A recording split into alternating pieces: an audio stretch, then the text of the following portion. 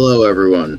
Welcome to another DCU Daily. Sorry, a little bit late on that, but don't worry. We have all the things for you today. Obviously, the biggest thing to talk about, Peacemaker dropped today, and we will be talking spoilers.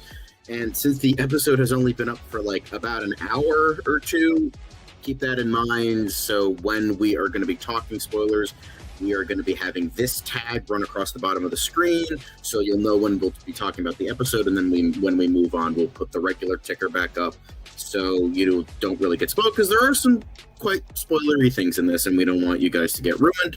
So, but with that, we also have some other stuff. We have an additional review to be talking about, Sydney Sweeney's new box office bomb, Americana, as well as a ton of comic book news in regards to Tramell Tillman. We talked about that yesterday, and now we were talking about him again because his role might have been revealed. In addition to Alan Cumming talking about the Doomsday set and how it's our worst fears realized. In addition to many other things, got trailers and stuff about the rest of the 2025 slate, in addition to the always out there, whether or not it's coming back, Doctor Who, so we're going to be talking about that as well. Of course, quick hits, some casting news, as well as, of course, ending it all with wonderful DCU Daily. Going to talk a little bit Superman, a little bit of Peacemaker outside of the main episode, but enough filibustering. Let me get into our wonderful, wonderful show with this wonderful, wonderful news intro. It doesn't seem to matter what I do. I'm always the number two. All right, mister, I need to paint my abs on to get nominated. You don't see Robert Downey doing that. You're kidding. You're kidding. I can't open the envelope without the... Warner Brothers is heading back into the Matrix with a new movie in the works. Wonder what other surprises are in store. I want to be Bruce Wayne. I like that. And you're gonna love me. There's the shot right there. That. Okay, we don't need to see chorus. Right there. You look ridiculous. Well, not no more, he don't. What, dude? I can barely understand you. Your accent's insane. What the world needs now. Give me a hand up. Nope, I'm actually okay. Thank you very much. Oh, wow. Wow.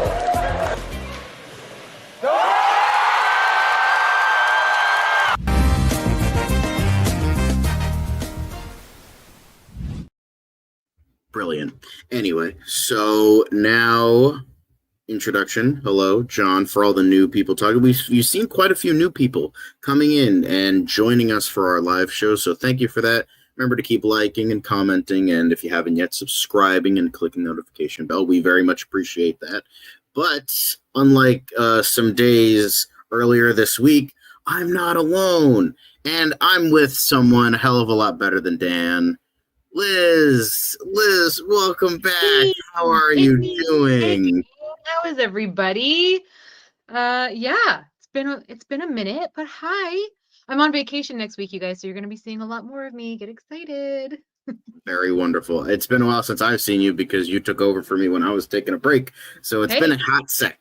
Happy to do it. So here we are. Everybody. We're talking about a whole bunch of Peacemaker, but before we get into that, we do have a little bit we have to tell our viewers about, a little something about our secondary live shows on Tuesdays and Fridays, and that is, Fancast Fridays, guys. It's still up right now. I mean, it's going to be Friday in like 2 hours for people on the East Coast, so just letting you know that you can still pick. Although it seems more than likely it's going to be Brainiac. Let me click on this. That yes, there we go. More than likely going to be Brainiac. So with that, but still, if you still want to try and get Power Girl up there, then by all means. But that's not the only thing. Obviously, we do have the poll for next week. Yes, I am on my personal account. I forgot to change it, but that's okay. I voted for Phase 1. Oops, I didn't vote for the highest one, but I wanted to see Phase 1 movies. But it seems like Green Lantern's characters are the way to go, but obviously this has more time, so please, if you want to vote in these polls, they're still up, and obviously Brainiac seems to be the way of how we're doing Fancast Fridays tomorrow, but we still have a lot of time before Tuesday comes in, so please, by all means. Did you guys start voting for John Wick for Tuesday? Because I don't know. I don't know everything about. What do we have? The Lanterns. Well, Spider-Man I can do. MCU obviously I can do, but I was kind of hoping for John Wick. Why aren't you guys going for John Wick? Let's do the John Wick. I'm gonna vote for Anyway, so let me get that off the screen before too many people see what I'm personally subscribed to. So come on, that's just fun. That's just getting to know you. So that's just so please get into those polls, get into what you want to see, but also I need to say hello to the chat. Monique and Patrick, you guys were in here early. Sorry about that. I was a little bit delayed. I was finishing the episode. I wanted to make sure that I didn't half-ass it, and I want to make sure I watched the whole episode. So, Monique, lovely to see you. Patrick, lovely to see you. Right Dude, lovely to see you. And then Liz is also in the chat. Thank you for that, Liz. Steven, in here. It's not really all that early. It's 10 o'clock. It's pretty late, but, Hugo Millie, everyone's saying hi to Liz. New jacket? Question mark. It is a new jacket. Thank you for noticing, Steven. It is. I didn't notice. Sorry. I'm usually very good about noticing that stuff, but yes, it arrived just in time. It's like fall this week, so I'm very happy. But guys, we are going to be reviewing it like right now. But before we get into that whole thing, before we start anything, I would just like to put the spoiler warning. Please keep in mind, we are going to be talking spoilers for the first episode of Peacemaker. It's only been out for like 2 hours. So if you do not want to be spoiled, please click away. And then when, the non-Peacemaker stuff is on the screen and the spoiler warning ticker is back to the regular one, then you can, come back. But let us talk about, where is it? There it is. Let's talk about Peacemaker. Now, I know other people have liked Peacemaker a lot more than me, but there is, what? I'm just gonna say this. I liked the first episode. I thought it was a good continuation from what we saw before with some things. I love how they were just like, meanwhile, in the DCU, okay, we just have Justice Gang. We don't have to worry about Justice League. Green Lantern has a puke fetish, apparently. Boom, there we go. Easy fix. Easy fix. I thought that was good. I think that's my headcanon. Let's get some, there we go. My personal thing, I think the only reason, my headcanon, is that the only reason James Gunn put the Justice Gang into this movie so he had a thing to replace the Justice League with in Peacemaker, so that he can, not have to worry about that. But I thought it was a pretty good episode. It wasn't laugh out loud as much as I thought it would be.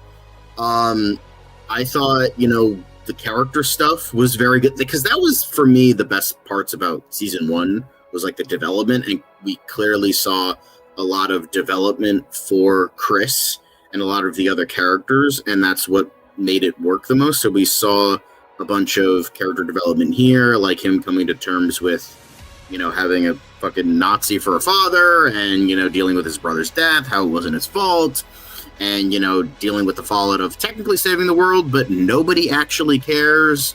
The whole scene with, him being not admitted into the Justice Gang, I thought was really funny. And overall, I thought the action sequences, what little of them there were very good, mainly Jennifer Holland's towards the end of the episode. And then how, where everybody is. It doesn't feel like too much of a gap, just kind of a little bit. But overall, I thought it was good. We'll get into specific stuff later, but Liz, what are your, kind of quick overall thoughts about the episode so far? I thought it was a good catch up with everyone. Well, again, not to spoil anything at the moment, but seeing the trailer for it, I was kind of like, okay, how is that going to work, that there's going to be 2 Peacemakers, because Chris is going back and forth between these different worlds. They answered that question pretty immediately, pretty quickly. So yes. that was a was a fun way to start the season. But no, I thought it was kind of a good catch up with where everyone was at. They also, as we know, introduced Frank Grillo, Rick Flag Sr., and they full on make mention of the fact that he is gunning for Peacemaker, obviously because he killed his son. So I was for it. There was action, but it wasn't, like nonstop. There was exactly. For some reason, the first episode of season 1 started off with just a crazy gratuitous sex scene, and it seems like James Gunn wanted to repeat the thing. So there was 100 times more nudity and sexual situations going on in this one. So if you're a little prudish about that, if you're not a fan of seeing a lot of TNA, not pervish, more like prudish. A whole lot of TNA. if you're not, that's right. But that was, I want to say it was a surprise, but I guess it really wasn't given the tone of the show overall. But no, I dug it, and again, I'm all in. I'm really looking forward to it. I will say I didn't care for the opening theme. I don't like the song really. I was kind of disappointed. Yeah, I thought the song by Wigwam was better, but I like the sequence more. Like, I like the craziness of it more, and I like the lights and all that, and, Frank Grillo attempting to dance. But he'll get better. I mean, Robert Patrick got better, so Frank Grillo's in season 3, then maybe he'll get better.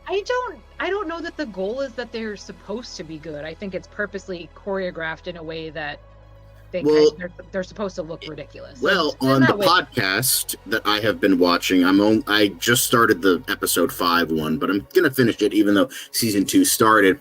They did mention in episode 1 that when they were talking about like the setup and everything in the intro, that Jennifer Holland mentioned, and James Gunn obviously confirmed it, that he wanted them to look like marionettes. That he wanted to look like puppets. That makes perfect sense. So I'm like, that kind of works because everyone's kind of puppeted by the butterflies initially, and now they just kind of roll with that for the second season. So that worked. I did kind of like that. But I felt Do You Want to Taste It was definitely a better song, but I think the sequence was overall better. Like, I don't know why, it's just like I liked the vibe more of the sequence itself. Yeah, that's fair. I still liked it, but it's because it's not like in your face, like Wigwam is like, do you really want to taste it? Like, it's like kind of in your face. This one's like kind of slower and more melodic and like not bad. It's still a good song.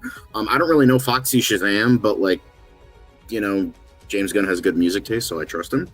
But I think the Wigwam song was definitely better.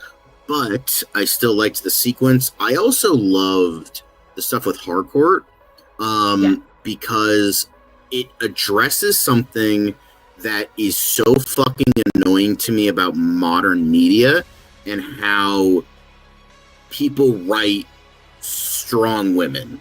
And they address the fact of, like, for instance, a really good strong female protagonist is someone like Mulan. Mulan is, just like she wants to, she does this whole thing is because she wants to save her father and wants to, like, make the sacrifices he can't make anymore and that kind of thing. And that's what makes her interesting. And she's flawed, which also helps. Meanwhile, I feel like what a lot of people do is take toxic masculine traits, copy them from the toxic men from, like, the 70s and 80s, and paste them onto women, and people will expect, oh, she's a strong, independent woman now. It's like, no, she's just a toxic masculine woman now. And essentially, James Gunn is commenting on that with her character, how she's essentially a toxic person. But what James Gunn, I feel like, is trying to do is, like, backpedal that and then try to make her grow as a character and, like, kind of almost like a satire on those, like, Mary Sue types or like toxic women types that are just like, I'm strong, when it's just like, you're just a terrible character and act strong when you're really not. And I felt that was very interesting with that character. Yeah, I mean, I thought it was a really interesting take, and it was one that, we haven't seen before, and I was like, I'm sure there's another word for it, another classification for it, but I was like, okay, that checks out. I liked the surprise ending because I thought there was going to be, as you said, there was going to be more of a battle between like Peacemaker and other Peacemaker, but no fucking bro gets yeeted at the end of the episode. I'm like, did they just fucking do that? I felt like maybe he just hit the jet. Nope. He dead. He dead. And it's just like, okay, let's see. Yeah, I was like, how well, this goes. that question. Also, we have a now answered question about David Denman. He is playing the alternate version of Keith in this season, and how he's so happy to see him. I love that actor. I love David Denman, and it looks like he's not playing an asshole. Let's right? See how this goes. Yeah. For the first time in his career, David Denman's not playing an asshole, and another bald, bearded fellow. So I have to appreciate that.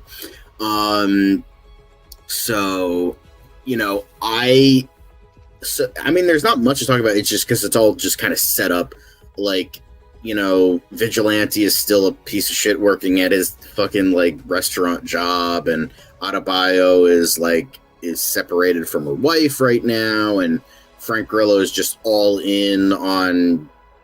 And I like how even though he's Rick Flag Sr., we just call him Frank Grillo because he's just Frank Grillo. That's just who he is in everything. So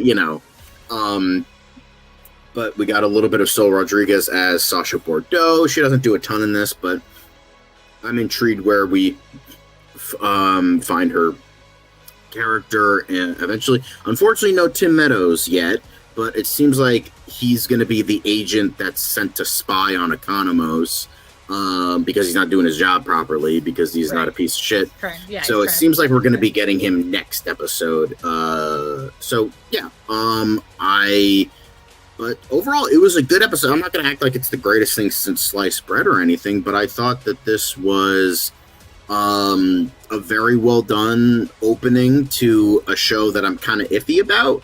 So I'm like, okay, let's see how this goes. I'm intrigued. I accept your premise. I like a lot of the things. I mean, seeing the orgy scene was really awkward because I didn't expect that. And I know, people expect me to go pervy. Here's the thing about it, though. I was watching this on my TV in my living room. And the thing is, my mom was downstairs. Right. And I'm just, praying to every fucking higher power. I'm like, please don't fucking come upstairs. Please stay downstairs. And luckily, 5-10 minutes after that sequence, she came upstairs. I'm like, God was on my side. So thank God for that. And we also saw a bit of Supergirl in this, in the Justice Gang scene. We saw not just the gang itself of Terrific, Gardner, and Hawkgirl, but we saw Superman and we saw Supergirl. So that's an interesting little tidbit that obviously she's just kind of there to fill out the heroes that were, in the original sequence. But it's interesting how that's when does that take place? Why is she helping people out on Earth? So I don't know. I'm just curious to figure out.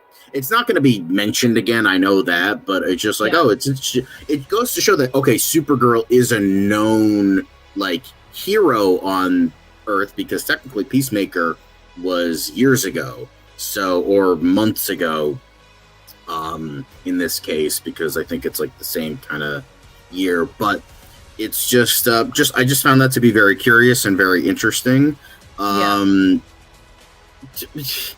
Obviously, I wasn't going to watch it, but I'm I was downstairs. I didn't. Here's the thing. I expected blood and guts. You don't have to explain yourself. We were not. We. There was no reason for us to believe something like that would happen. Man, come on. You're fine. I'm just James Gunn is probably very charismatic to convince that many people to be just full frontal, on camera. Let it all just hang out. All right, cool. More power to you. All right. I guess, in this economy, you gotta, do anything and everything for that paycheck. Gotta make rent. But speaking of economy, John Economos, I like where he is. I like how he wasn't thrown under the bus, but he still works for Argus. So that's, it was kind of already confirmed with Creature Commandos, but I'm just curious how Creature Commandos factors into everything because Amanda Waller was the head of that. So I assume, it's very curious how when this takes place. That's the thing I'm like a little like kind of iffy about, because okay, so let's say it starts at Creature Commandos. Like Amanda Waller is still the head of Argus, and then like Creature Commandos happens, and then I guess Superman happens, but then Peacemaker revealed through a flashback that Task Force X was debunked, but it's like, but what about Task Force M? Does that mean like that was not an Argus operation? Like now now the things are confusing now to me, because it's like what's the timeline here? So is it like Peacemaker, the alternate Peacemaker DCU version of season 1, and then like Task Force X folds, she's still like the leader of Argus, and then Task Force M happens, and then she gets taken down, and then Superman happens, and now season 2 happens. That's my headcanon, at least for now, just to kind of make sense of it all. That, like, you know, assassinating a foreign power caused her to, like, lose her job. Because that's the only thing I can, like, think of that, like, she would still operate Argus after Task Force X was leaked. And then, you know, Task Force M happens, and then she gets taken out. I don't know. I know you don't really care about. I'm a stickler for continuity. That's the thing. I totally appreciate that. And again, you have more knowledge about this than I do, so I'm just here for the ride. And the more educated I can get, the better. But yeah, I'm for it. But I mean, to be fair, I watched Outlander and Girl with the Dragon Tattoo with my parents. I'm good. I can watch anything with them at this point. I could probably watch a Serbian film with them. Not like I would want to, but I'm just saying, like, at this point, we're good. It's fine. So, you know, obviously Peacemaker is still having pretty good reviews. It went up from last time I checked. In terms of the review score, the review said it was like at, for the audience score was like at 75%, and now it's at 82, so that's up and up, and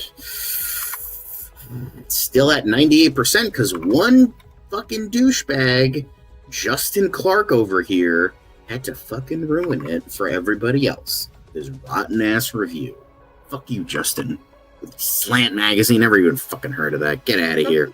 Can't be happy. I don't know. But there was a review I wanted to look at.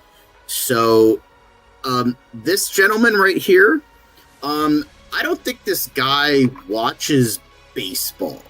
I understand, like, the spirit is there, and I appreciate that, but I would just like to tell you, Chris L., if you're watching this, I don't think you are, but if you are, batting 100 is a very terrible average in baseball, and I think you meant batting 1,000. I think that's what you meant. However, the spirit is there, and you still gave it a positive review. I'm just saying, as a guy who, you know, has watched a lot of baseball and who has a baseball-obsessed father and mother, I would just like to say that, you know, just wanted to mention it. Nothing against you. Sometimes, you know, wires cross. We don't get the full metaphor. That's fine. We still appreciate you. I'm just saying. And I think it just, holy shit, it just went up again. It went up from 82 to 83. So, woohoo, way to go, guys. But yeah, this was definitely a recommendation, even as someone who didn't love it, love the first season as much. I also like the stuff with, you know, Robert Patrick and David Denman and, like, the good world and how, like, everything is, like, all that. So I like that stuff, too.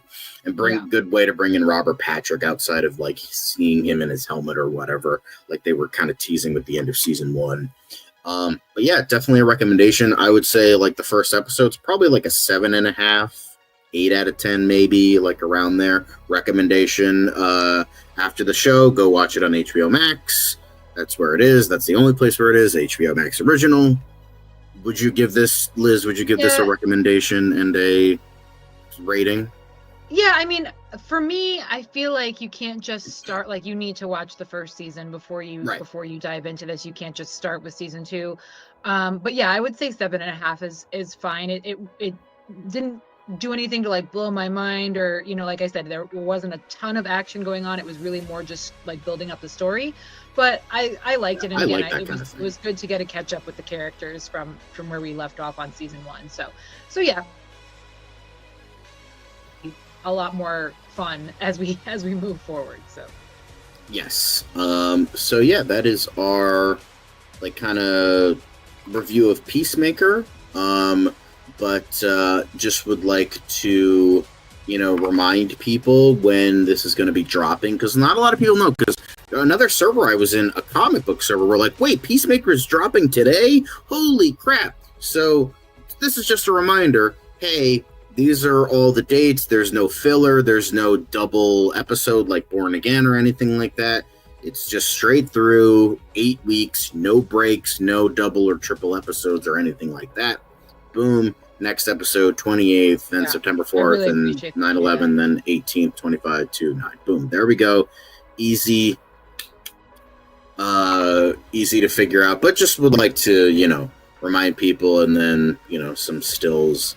Ooh, there we go. There you go, Liz. Perfect. There's your boy. Anyway. Good, man. Even though, I recognize that his son had a crappy haircut, but for some reason we need to put him in some kind of mullet going on here. I don't know. He didn't have that hair in Superman. Why does he have this bad haircut in this? I don't get it. But okay. I don't know how it's so bad. It's kind of the same haircut to me. No. He's got a little extra going on in the back, and it looks. I think that's a collar. I think that's his shirt collar. There's a collar, and then there's a little. Well, we'll see. Hopefully, it's not as bad as it looks moving forward. But anyway, so we are now done talking about Peacemaker. We're done talking about Peacemaker. So now we can all come back. The people that had this on mute, they can come back now. We are moving on to not Peacemaker, but we're moving on to Americana. And I can't talk about that because only Liz watched it. So, Liz, what are your thoughts about Sydney Sweeney's Major Bomb? It's wild to me. Well, it's not wild to me. They didn't advertise it very well. And this isn't going to be some big grabber of a film, but I actually really, really enjoyed it. I was disappointed at how much I enjoyed Sydney Sweeney's performance, just because, I'm not a fan of hers at the moment for some fairly obvious reasons, but her acting was phenomenal. She played a character that had a very noticeable stutter issue. And she played it very vulnerable. She was very kind of meek. The whole premise of this film is they're based in Oklahoma, and there are Native Americans living on land. There you see Zane right there. Halsey is in this. And Simon Rex is in it. There's Eric Dane. Eric Dane is hired by Simon Rex, who is a collector of various Native American artifacts, and he's hired to essentially steal this Native American shirt from a collector. Sydney Sweeney overhears this conversation, says, hey, I'm trying to get to Nashville. I need to get out of this town. She lives in a pretty bad situation with her family, and she and Paul Walter Hauser become friends. She says, I have this crazy idea. What if we steal this Native American shirt from Eric Dane after he steals it? And Halsey is dating Eric Dane at the time, so she finds out about it as well. So basically everybody in the film is after this Native American shirt, and then chaos ensues once it gets in the hands of Eric Dane. So it's more interesting than it sounds. The trailer gives you a little bit, but what I really, really liked about this film was it does have kind of a Western feel, but everybody has a backstory, and even though it's only an hour and a half, they do a fairly good job of kind of peeling back behind the curtain, and you get a little bit of insight, just enough to understand where everybody's coming from and why everybody has the motivation to go after this shirt for a big payday that they have. Halsey's character in particular was very interesting. Her background story comes to a head because she travels back home. She's been estranged from her family, and we find out why, and holy shit. But I really enjoyed it, actually. If you're a fan of Westerns like this, if you're a fan of kind of like shoot 'em up kind of films, not that there was a ton of action per se, but there was, a couple standoff moments between the different groups trying to get at this shirt.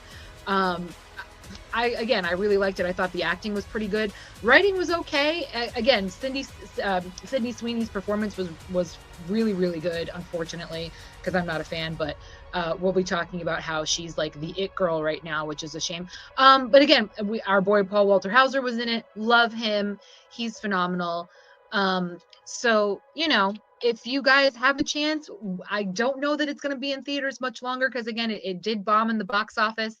Was I the only person in my theater? I think there were like 4 or 5.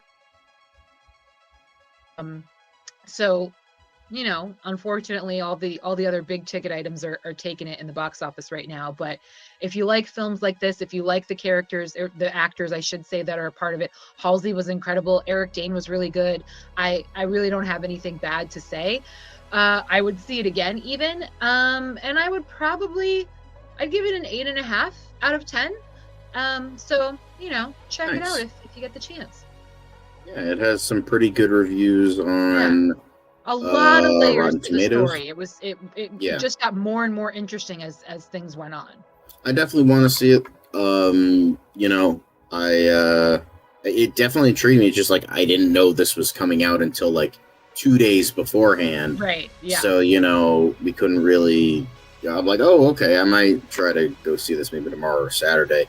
But yeah, definitely very interesting little film. I like neo-westerns. I think Hell or High Water and Bone Tomahawk and stuff like that are very good at like the neo-western kind of thing.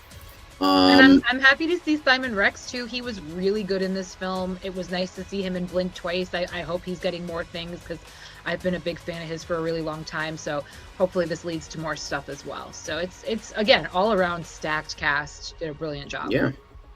Yeah, and it just seems like, apparently, like, it's her worst box office record, but, it seems like a quality movie, and, apparently, like, foreign pre-sales are still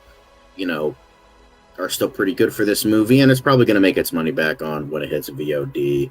So there is that. And then, she has a ton of projects in the works, just like, fucking like Pedro Pascal and all those people, like Glenn Powell, like he's some footage of the film that J.J. Abrams is working on, unfortunately.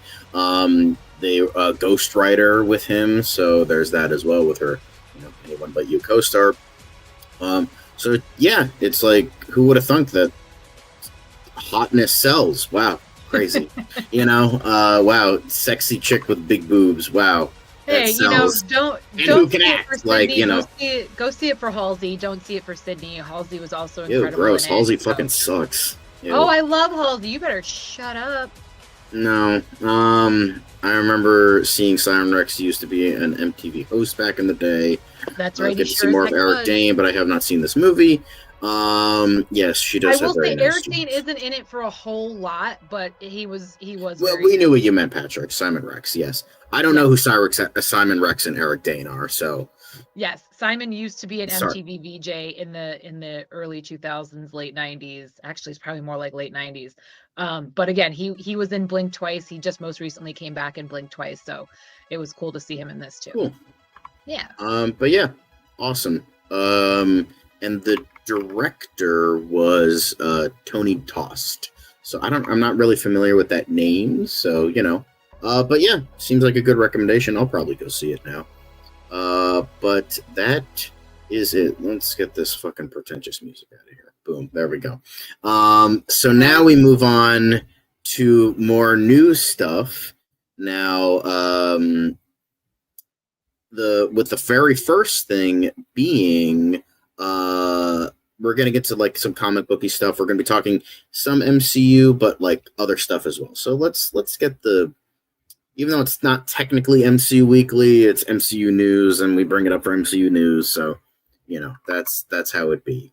And the first thing is, Dan and I were talking about this, I think it was yesterday or 2 days ago, that Tramell Tillman is going to be joining Spider-Man Brand New Day. We don't know as who, but a scooper has a insight on who he's not playing. And apparently he's not playing Tombstone, which is funny because that's who I considered yesterday. But remember, this is all rumor mill. This is probably fake. So just keep that in mind. APOC Horseman isn't the greatest in terms of a good track record. So obviously we will see, but it seems like Tramell Tillman, who is very good. I mean, I liked him in Mission Impossible. I have not seen Severance yet, so I don't know how good he is in that show, but I've heard like great things of him in that show outside of, him. I think he's a everything great actor. else. I thought he would, like, again, I can only judge him based on the one role, and he was really fucking good for that one role.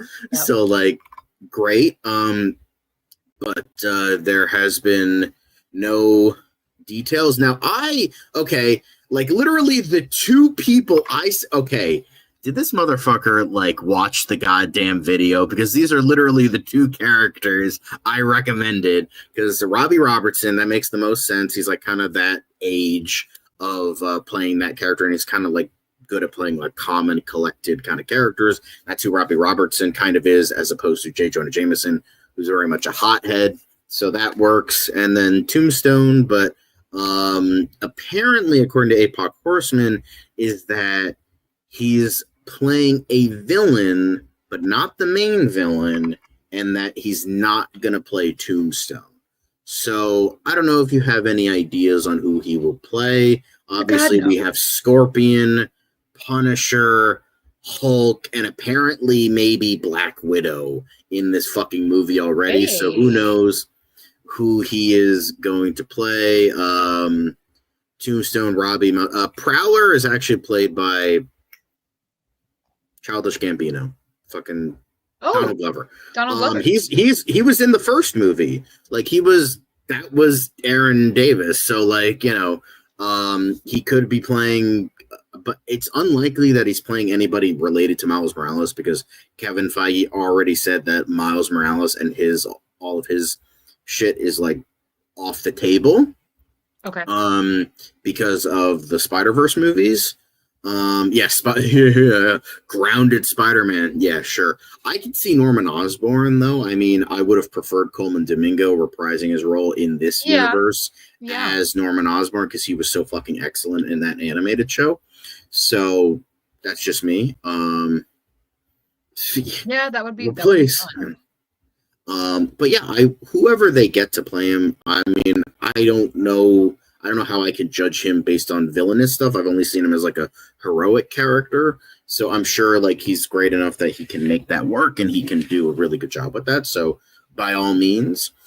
But yeah, I think this is awesome to see. I don't really trust APOC Horseman all that much. I mean, I don't trust any scoopers, but I'd be willing to believe he's probably going to be playing a smaller supporting character. I could see Robbie Robertson, Tombstone, even though, he claims it's not Tombstone. I can still see it. Or Norman Osborn. I could see that as well.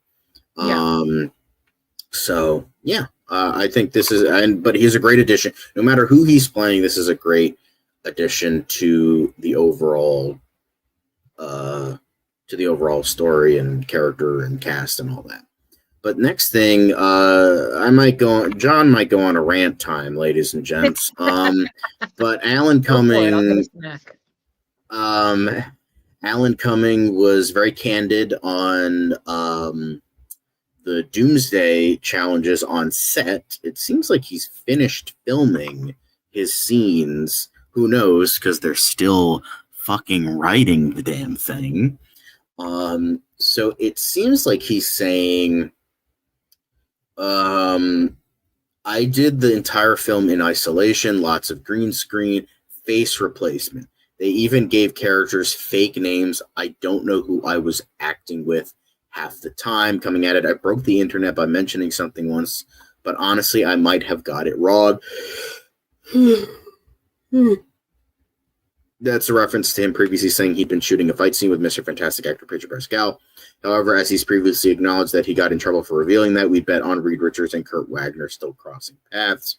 Cumming still will have been de-aged as Nightcrawler, while the face replacement he refers to is likely for actors who weren't available or, keeping shit under wraps. I don't know.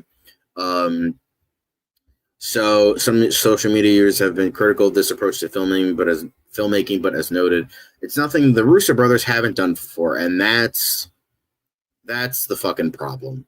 You know, Yeah. Well, yeah, they that's- talk about Benedict Cumberbatch, Doctor Strange. A lot of his stuff was solo, and they had to shoot twice and add him in later on, and yeah.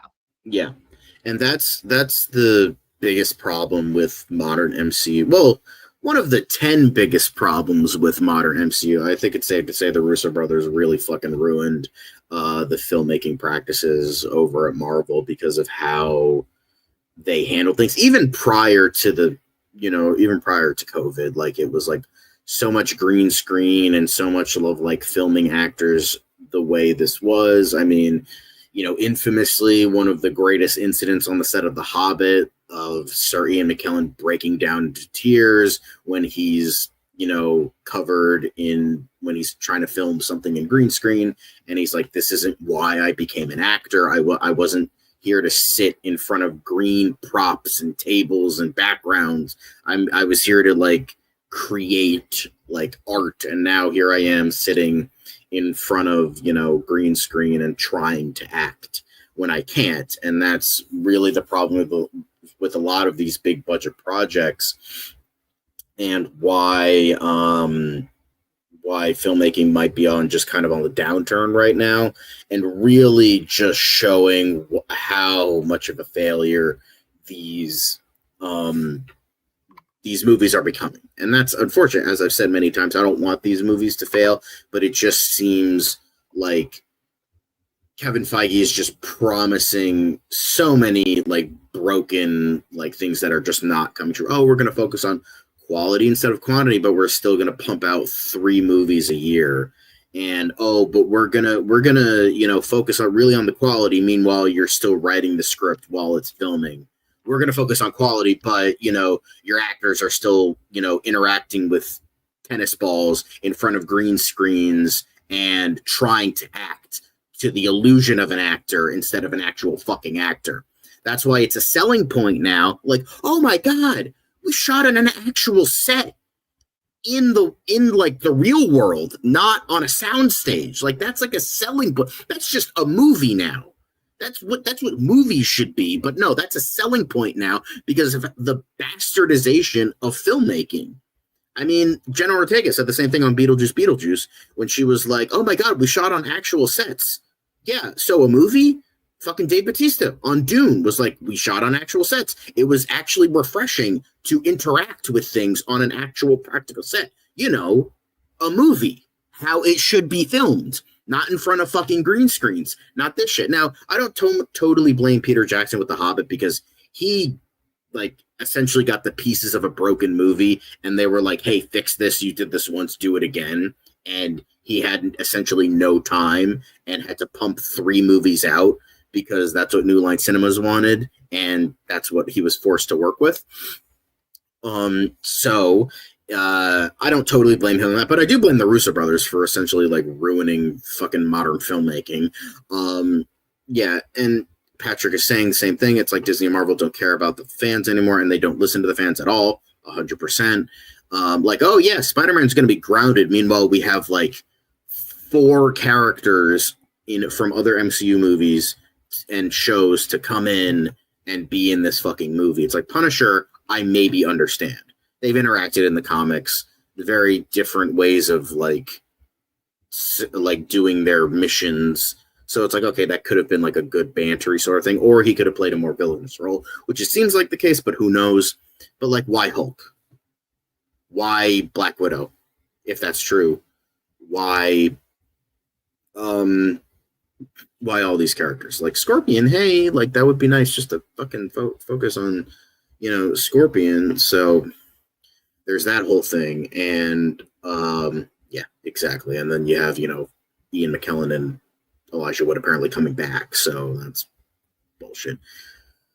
But it's just kind of a very sad reality, and that leads into the next 2 stories in regards to this. But 2025 will be the first time since 2011, which by the way was almost a decade and a half ago, since a superhero movie hasn't reached 700 million at the worldwide box office. And that kind of goes with what I've been saying. I mean, Superman makes sense. I don't know I don't know if that's entirely the reason. I mean, there's a lot of factors that are There's a lot of involved in factors, this. absolutely. Yeah. But, you know, excluding 2020 because nothing was coming out that year because of, you know, obvious reasons.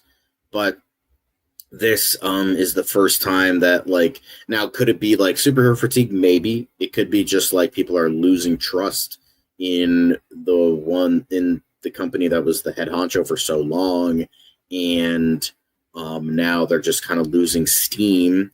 And DCU, yeah, that might be the savior of it all because, you know, it was a huge success, more than a success than a lot of people thought it would be. So it's just kind of a shame that we can't really we can't really seem to get to that point anymore. And it just seems like people in charge of certain things just can't really seem to understand that, and how you know, the whole thing with the beginning of this summer, how it was like, oh yeah, you know, Superman is gonna make $1 billion, Fantastic Four is gonna make $1 billion, fucking Jurassic Park, that was the closest thing that actually got to its promise. Oh yeah, it's gonna make $1.5 billion, but that's not gonna seem like the case either. So, you know, it just, I don't know. Well, like, we've talked about this many times on the show. We've talked about this so many times. Well, again, I think the biggest thing is people are now, we are now in a streaming culture. So people are used to it's coming to streaming. So why would I waste the 2 hours outside of the house? Why would I waste in some major cities, the $30 to see a film when I'm going to get it for free in 6 months on whatever streaming platform? I just think that the culture and the way in which we watch things, digest things, you know, is completely different. You know, I remember, you know, people used to want to see movies in theaters because they're like, I have to wait 6 months for it to come out on VHS or DVD. There was no other alternative. And now it's like, oh no, never mind. Not only am I not going to have to spend any extra money, but I also don't have to leave the house. So I can wait 6 months. You know, that's the culture that we've kind of what created. It is now. Yeah. And I think it's like really like full steam ahead with how many streaming services, how many packages you can get, how many, like, oh, you can get these, like, you know, the whole Disney Plus Hulu thing, how you can get both for $17 a month. And it's like, oh, okay, I'll take that. Damn good deal. I'll take that deal.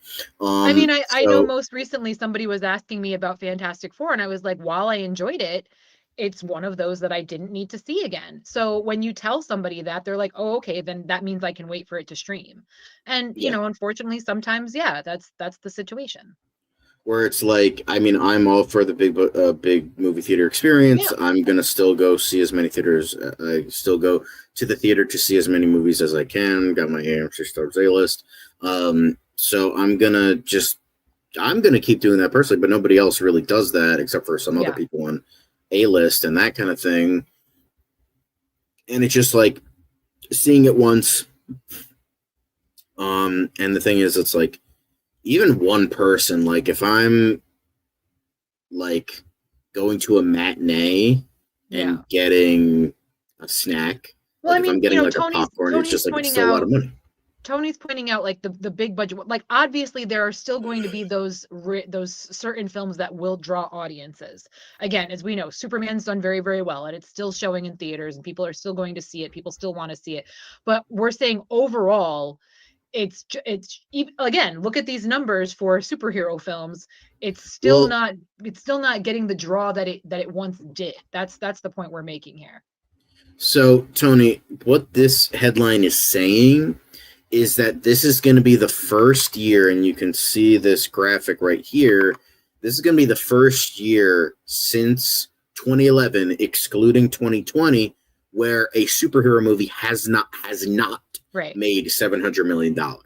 Right. So every year beforehand, since 2011, has made more than $700 million. Like at least one has made more than $700 million. So when you say they made that's the point. They have made well over $700 million. This is going to be the first year in 14 years, excluding 2020, that a superhero movie has not made over 700 million, and Superman is probably not going to reach that anytime soon. So this is how they'll quote unquote finish. Thunderbolts and Captain America are 100% finished, while Superman is probably going to reach that, maybe more, maybe less, but this is like the gist of like where they're going to finish. Yeah, I think they'll be fine. Yeah. It's just I don't think Marvel should be at the point where they should expect $1 billion from either. I don't think, because they're like, oh, this is this is going to make $1 billion. Secret Wars and Doomsday are going to make $2 billion each. It's like, no, I mean, maybe Doomsday and Secret Wars, maybe because of the nostalgia bait, it'll get to like maybe $1 billion. That's the only thing you could really hope for. But and maybe Spider-Man, but that's like really iffy. And Spider-Man, yes, is the most popular superhero of all time, but it's still pretty iffy on if it might get close. I have a feeling that Spider-Man might reach like 800 million, maybe 900 million. But hey, I thought Superman was going to reach 760 something million, and look how that turned out. So, I mean, even Hosea joked the other day how they're like, I thought Superman was going to get 1.2 billion. I'm not predicting anything ever again. I'm still hoping for a bill by the end of the year. I'm still hoping. I mean, maybe with like merch sales and VOD sales, maybe Superman will. Well, again, that same person I was talking to about Fantastic Four said they had seen Superman in the theaters twice, but his wife hadn't seen it. So he was like, I can buy it for $30 streaming right now. And he's like, I think I'm going to, just because, she really wants to see it. I wouldn't mind seeing it again. So it still may generate some income from the rentals and the purchases before it's eventually free to stream. But again, we're talking about box office numbers here, and it's just it's too much of a hassle now for people. It's too much to be asked. I mean, how many of us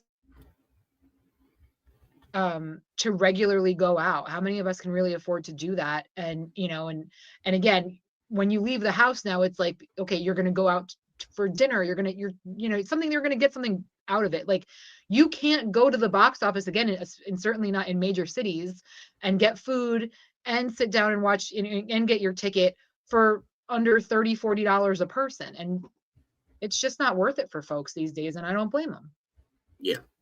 So yeah, it's just kind of a shame, but it's like, there are still plenty of people that are keeping the theater like idea alive. There are things that movie theaters can do too, but they don't want to do it. I mean, AMC is helping a little bit with those half off Tuesdays and Wednesdays. But, that's who's going to see a fucking movie on a Tuesday and a Wednesday, except for like old people. But like, or me.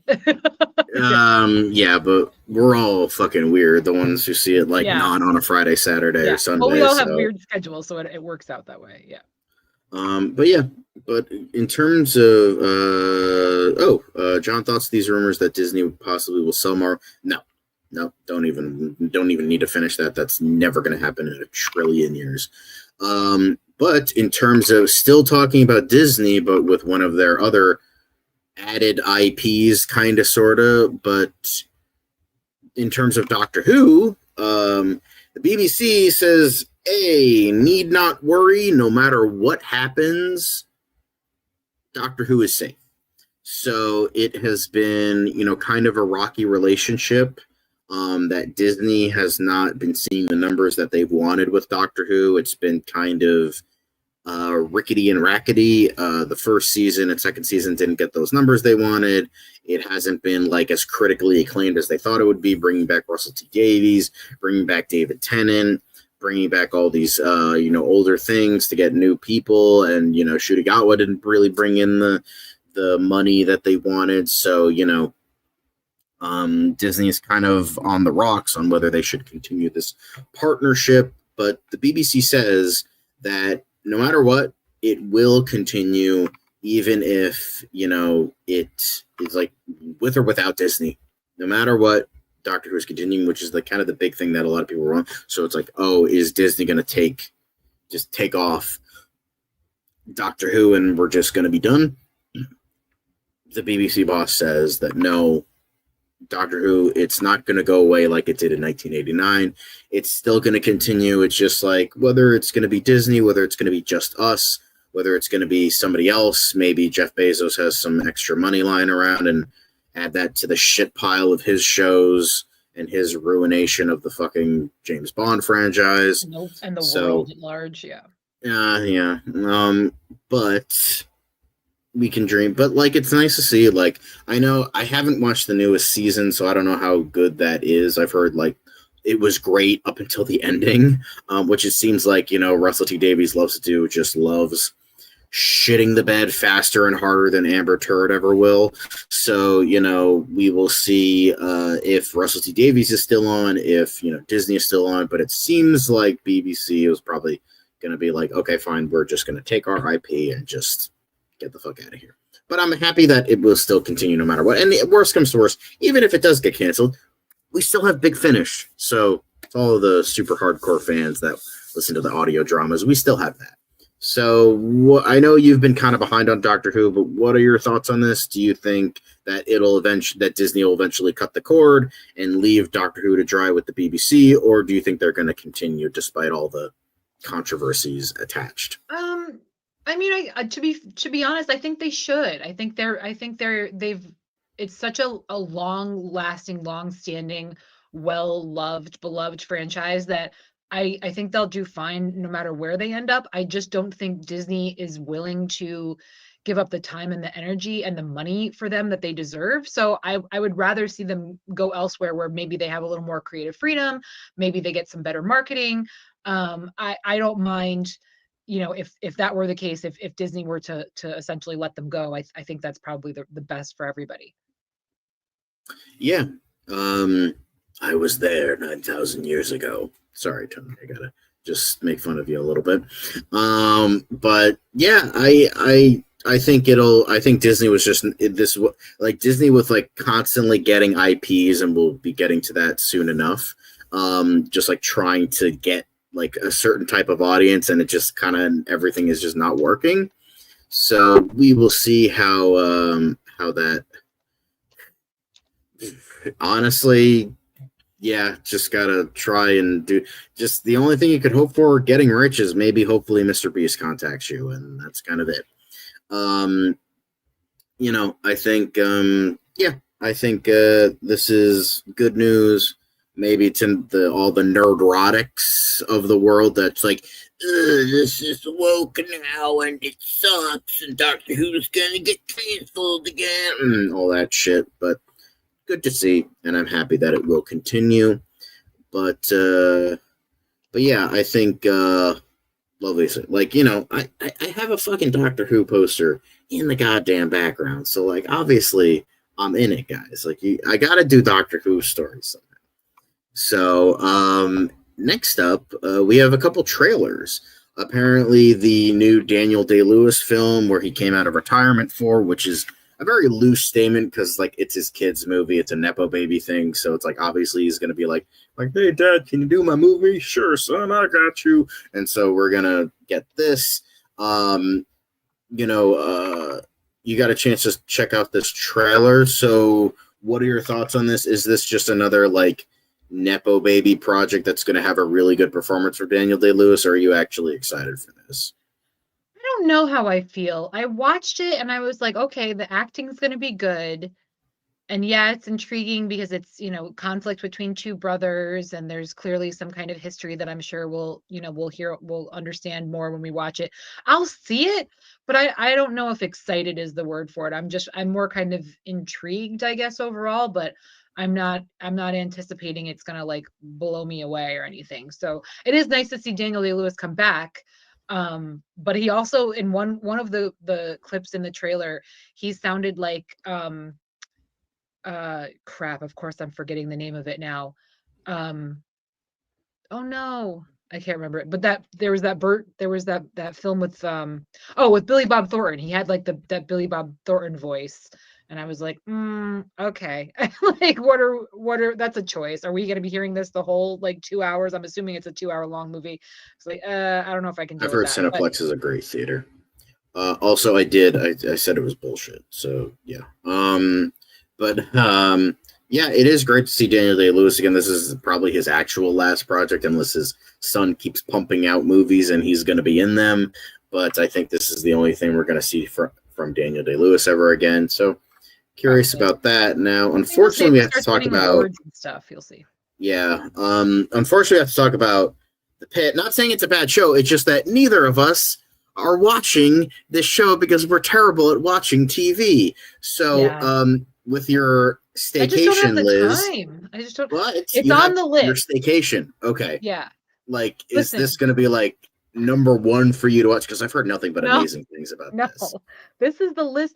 I have over 50 titles on the list. Some of them multiple seasons. I don't know how well I'll do here because I am still doing this show. I am still recording the podcast while I'm on my staycation.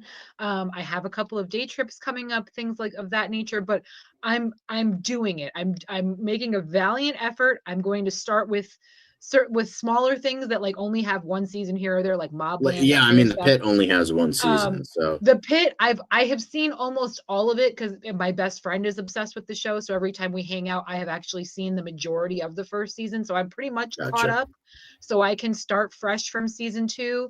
It's just a matter of, you know, where it falls on the list with everything else. But I do really enjoy the show. And also it's, you know, I think, aren't they an hour long each episode, John?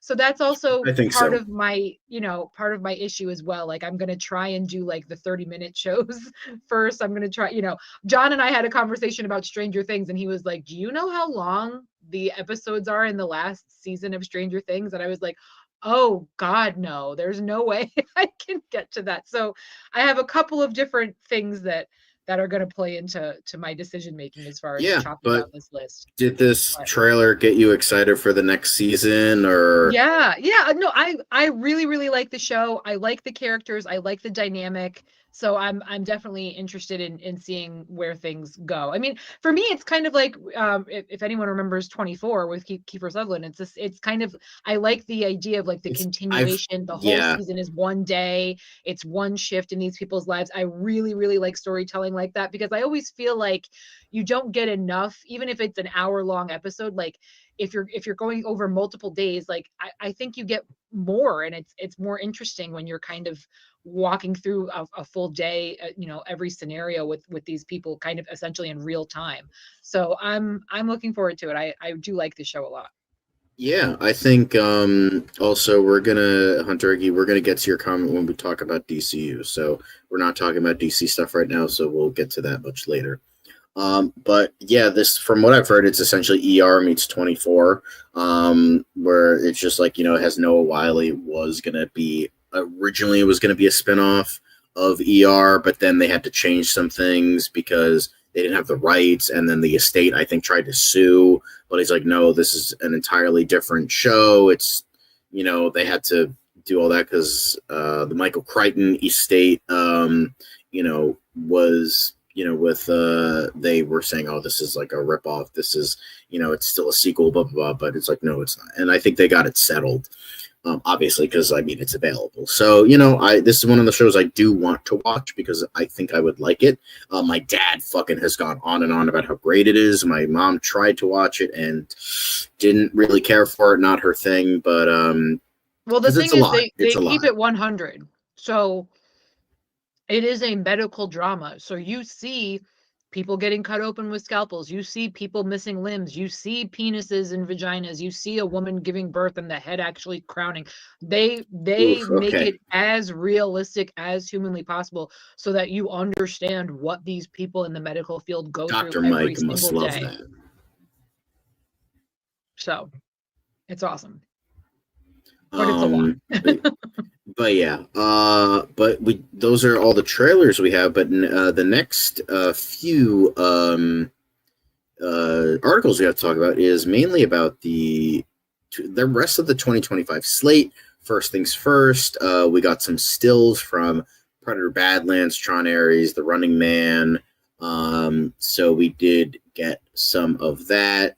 So, but yeah, we're going to be getting into that. But I mean, I'm going to see pretty much all of these movies, all these popular movies. So, and it looks really, really good. Like Predator Badlands, I was like kind of iffy about because Killer of Killers is what I wanted to see. And then I'm like, oh, Badlands, I don't know about that. But then like when I heard about it, I'm like, okay, that sounds good. Then that first trailer dropped. I'm like, oh my God, this looks amazing. And then the next one, I'm like, Elle Fanning is precious cinnamon roll that needs to be protected at all costs, but this also looks really good. So I'm stoked for it, and I don't give a fuck about Tron Ares and the Running Man, Edgar Wright, Glenn Powell, and Michael Cera, fucking just ironclad right there. And we're getting an actual adaptation of the King novel, so that's great. But we're gonna zoom into this. No bulge, but yes. I love the name of this. Is Predator Badlands out yet? Oh my, son is Ara farming, crying tears of joy. Gotta love it. We did get a new Wicked for Good image. I will say, I'm just thankful. Can we just all stop for a second and just be thankful that they fired the guy? My headcanon, at least, they fired the guy who made that original Wicked trailer. Because fuck that guy, whoever did that, because fuck you, man. That trailer was fucking dog shit, and the movie was pretty good. So, I'm glad they got a new person to make this to the Wicked, for good. I still fucking hate that title. The Wicked Part 2 trailer, and it working, and love that. And this looks good. This looks good. I wouldn't say I'm super excited for it, but I'm excited enough that I'm like, okay, I accept your premise. Let's see how this goes. So also, while everyone is booing Jared Leto in the chats, Peacemaker had a running thing in the first episode about how everybody hates 30 Seconds to Mars, which is really funny. I don't hate Jared Leto. I don't hate 30 Seconds to Mars. I've actually seen them in concert. I'm looking forward to Tron Ares, but I just wanted to drop that in case you haven't seen Peacemaker yet. You can just see it just for that. Okay, you hate Sydney Sweeney, but you like a literal cult leader who's like. I didn't say I like. Listen. No.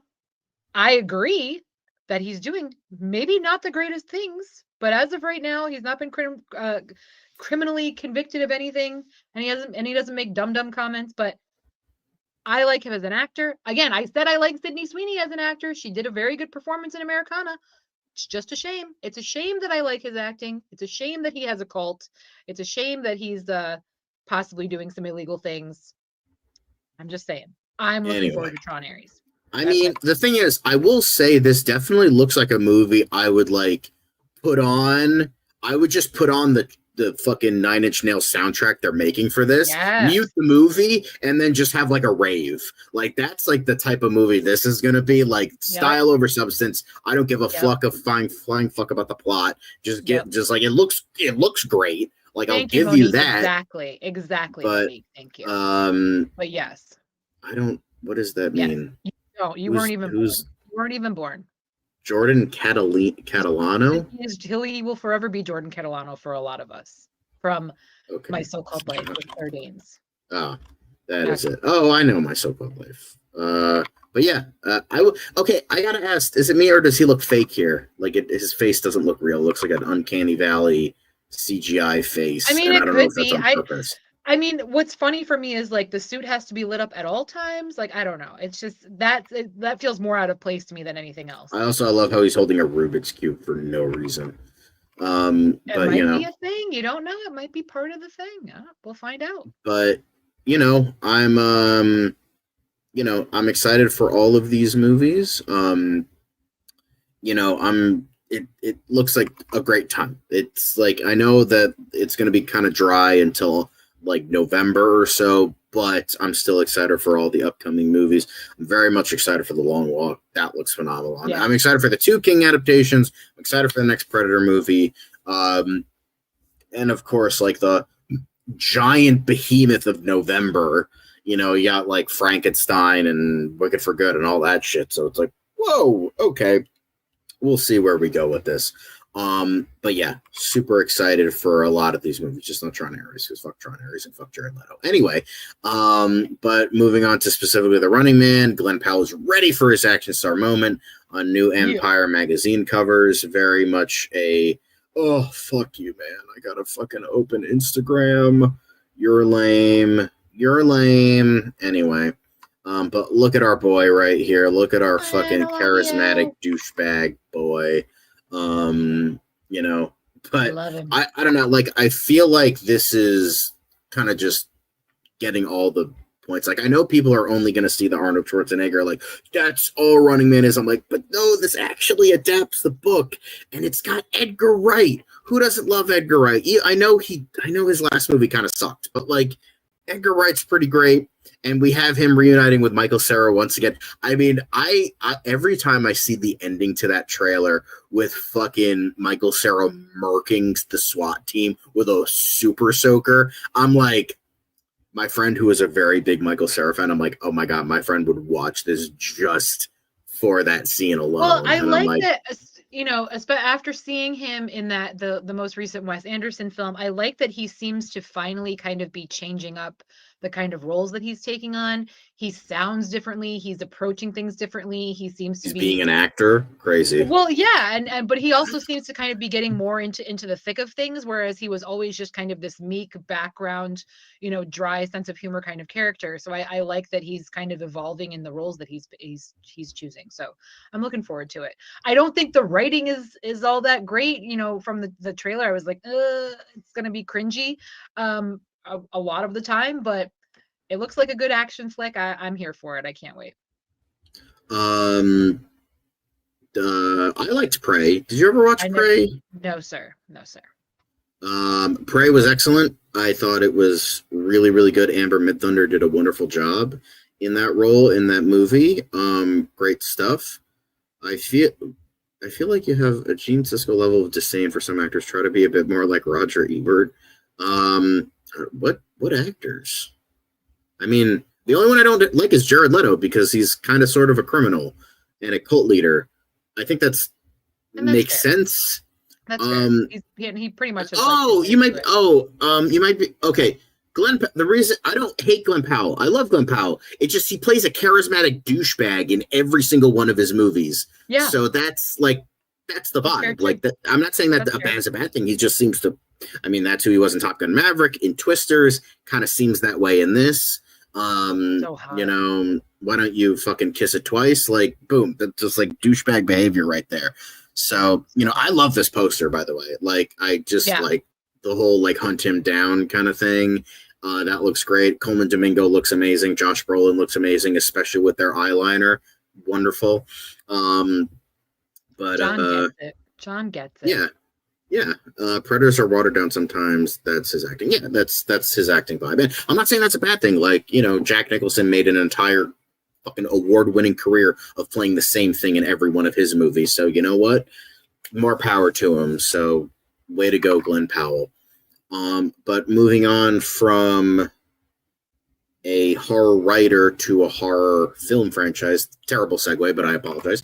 But Scream 7's original director, who was Christopher Landon, who recently directed the hit film Drop this year with hopefully future Batman star Brendan Sklenar, and revealed why he left the movie. Well, as we all know, way back when, after Melissa Barrera supported Palestine, she eventually just got dropped for being quote unquote anti-Semitic, even though that's not what that means, but okay. So she got dropped, and Christopher Landon was like, guess I'll die, and he left too. And then Jenna Ortega, I don't know when Jenna Ortega left. I think she left after her. She claimed scheduling conflicts with Wednesday season 2, but we know it was because she left because, you know, the studio was being an asshole to Barrera, and then Christopher Landon left. But who knows with what we're getting with Scream 7? I mean, maybe Nev Campbell coming back and, you know, Kevin Williamson coming in to direct. Maybe that's the best way to go. So maybe this is a blessing in disguise. Even though I do like Christopher Landon as a director, I thought Freaky and Drop and Happy Death Day were all really good. So, you know, maybe he'll just move on to bigger and better things. But he revealed that, so yes, it was Barrera, then Ortega, then Landon. And then he said this in a social media post. I guess now is as good a time as any to announce I formally said it, the disappointment. And he said, I made my decision to walk away about a week after they fired her. There was no movie anymore. The whole script was about her. I didn't sign on to make a quote unquote Scream movie. I signed on to make that movie. When that movie no longer existed, I moved on. So that makes sense. And it's like fair. when you build an entire movie about a character that you can't put in the movie anymore because Right. the actor was unjustly fired, Right. then And you I'm like, prepare for can't. that, and now all of a sudden you have to pivot. That's not an easy thing to And do. it's just like, that's not the movie I intended to make. It's just like, then there's no point. So let me get the hell out of here. Yeah. And I know you're a fan. I know you're not a big horror fan, but I know you're like more into like the pulpy poppy, like Yeah, I am horror a fan. stuff like I've this, seen like every Scream, and I know what film. you did last summer. Yep. So I that's am a why I fan of wanted to films. talk about this with you. So, and plus, you know, I'm the horror guy, so I want to, even though I'm not the biggest Scream fan, I have come to appreciate the franchise since Scream 5. Listen, if you had told me when the first Scream film came out that this would be going on for 20 years, for either we'd get up to Scream 7, I would never have believed it. So I just don't know what the fuck they're good, because the whole, like, the two biggest things about Scream is that one, it's a whodunit. Okay, that's interesting. It's not just like Michael Myers or Jason Voorhees after the first movie, or Freddy Krueger, where it's just one guy, you know who it is, and he's just killing people, which I love. Yeah. But like, okay, it's a different killer each time. Boom, that's really interesting. You're bringing back the whodunits from like the 70s and 80s, like Agatha Christie. That's an innately cool concept. And then on top of the fact, it is essentially an insider's critique and satirization of the Hollywood formula. The reason that the first 4 movies worked is because it was Hollywood commenting on itself from an insider's perspective, like of Wes Craven and Kevin Williamson, who were sick of the tropes, sick of all the same stupid things over and over again that Hollywood was doing. And he's like, let's make a movie about that. And ironically, it meant to kill the slasher movie franchise, well, the slasher trope and the slasher subgenre, and it became even bigger. And with movies like I Know What You Did Last Summer, like propelled it even further until it died back down in like the mid 2000s when torture porn and zombie films really came in and became popular.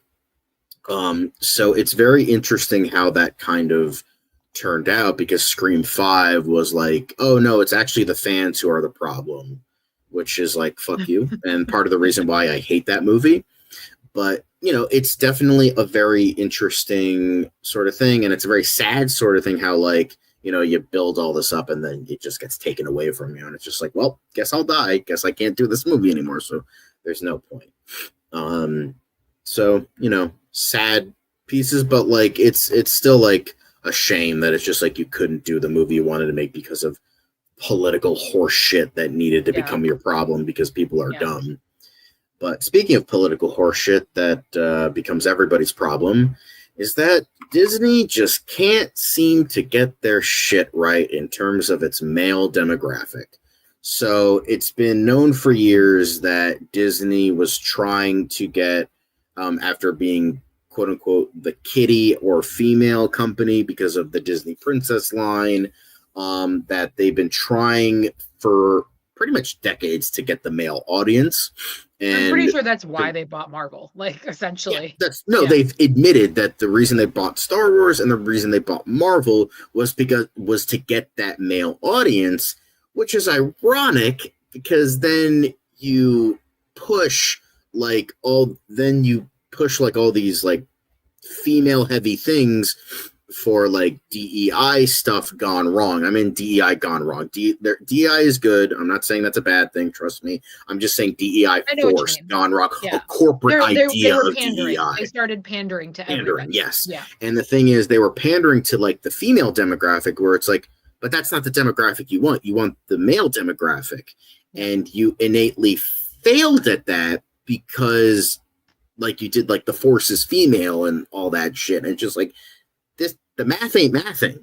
Like, you wanted the male demographic, then you push for more female demographic, and now you're shocked that you don't have your male demographic that you wanted in the first place because you alienated the audience you were trying to get. Right. So now they're just trying their best to get the demographic they want, even though they continually shot themselves in the foot over and over and over again by alienating that audience, pushing them away, like, these movies aren't made for you. And they're like, okay, cool, I will go someplace else. And now they're like, oh, where have all the Gen Z male audience gone? Well, they left because you said these movies weren't made for them. So bye. And it's just like, now you wonder why everybody hates you. So, and why you're struggling to find an audience in this day and age. So, I mean, karma's a bitch. That's all I'll say in regards to that. I don't know if you have more to say about this, Liz, but it's just and I mean, you shot yourself in the foot. Well, and what's funny is you can so obviously see what they're trying to do now.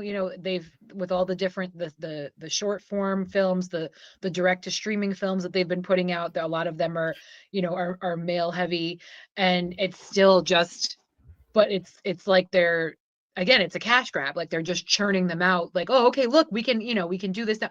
And again, like you said, they keep making mistakes. I mean, we had that conversation about that one softball based show. Did it ever actually come out? I don't know. Yeah, no, for all it wins, or winning it all, or something like that. Yeah. Or win or lose, or something like that. That did eventually come out. And a friend of mine watched it, and he said it was actually surprisingly very good. Okay. All right. But they either need to just accept who their main demographic is and just continue to put out hopefully more quality content, or pivot completely, but then you're going to alienate the other half of your so they're damned if they do, no matter what. But the fact that you can tell that's what they're trying to do now. Like, stop, just like that comment, stop pandering to certain audiences and just put out quality shit, and you'll get what you get. But no matter what, they're always going to continue to make money. They're always going to continue to sell toys and merch, which is pretty much all they care about at the end of the day anyway. So that's where they make all their money. The parks and the merch. It's you see, because where do you think this came from? Where do you think that's why this came from? I'm kind of mad at Anthony's comment, not Tony Randall, the other Anthony. I was, the reason I was I'm just so sick of people, and I don't mean to get angry at you, so I apologize if you're fine. Hurt with Anthony. If you're still watching, I apologize for being kind of angry with. It's just I'm so fucking sick of people saying, "Oh yeah, Disney's gonna sell off stuff. They're in trouble. They're in this. They're in that." Keep in mind, people. I think it was either last year or 2 years ago, they made $62 billion with a B, $billion on merchandise. Yep. Merch in fucking dice alone. Guilty. Disney is not fucking going anywhere. No. So stop acting like they're going to sell shit that they need to sell. They're in trouble. They are not fucking going anywhere. Don't get me wrong. I would love to see Disney broken up as much as the next guy for their almost monopoly. At the park right now. But, it's the parks, the merch, they are making fucking bank, and that's not changing anytime soon. They're gonna be all right. They're gonna be okay. They're gonna outlive all of us. The mouse is gonna be the next dictator. It's gonna be fine. Well, we're not gonna be fine, but Disney is most definitely. I mean, I'll be fine. I love the merch. Fine. This hoodie is extremely warm and comfortable, and I'm not mad about it. I accept the world we live in, and sometimes it's just try to make some good movies, guys, and then maybe the audience will actually follow. But I mean, a lot of the stuff on my list is Disney Plus stuff. I have all the Star Wars stuff to catch up on. I've got Ironheart I still have to watch. They're still out here doing it, so yeah. So but that's how it be. But now, guys, we gotta move on to something a little bit quicker. Woohoo! And that is the quick hits. So let's get into where's the goddamn. I fucking hate this shit. Just put it back where it's supposed to be. Anyway, but now we're getting into quick hits, guys. Get all pumped for that. And the first thing we are going to be taking a look about is your favorite actor, Liz, Austin Butler, who is no longer going to be a pretentious prick. I mean, a method actor. Listen, I don't have a problem with man. I just have I still don't know what his real speaking voice sounds like. So thanks to Tom Hardy and Laura Dern, Austin Butler is not going to be dialing it back with the method acting type of stuff, but with his new movie, get out of here. But his new movie with Jeremy Allen White, Enemies, he's going to dial back the method acting stuff, and let's hope that the Ned's Declassified School Survival Guide alum can, find a balance in his life and work towards bigger, better things. What are your thoughts on this, Liz? Do you think this is a good direction for his career or no? I mean, I think it's good to switch it up. I think it's good to try different things. I remember, classically, Meryl Streep said she was method for Delaware's Prada, and she was miserable the whole time, and she hated it that she never really got to connect with her co-stars because they all seem to be having a lot of fun. So I think it's good for him, especially he's still very early in his career. It's good to try something different. Take some lessons from other people who have been in the game for a little while. Hopefully that works for him. I like him as an actor. I'm looking forward to all of the films he's got coming up thus far.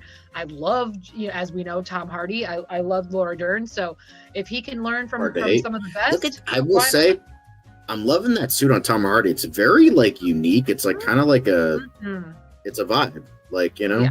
It just Tom Hardy's right. I mean, I know he's always looking good, but unless he's Eddie Brock, who continually looks like shit throughout all three of those movies, which we love and respect. But that suit in particular, that looks good.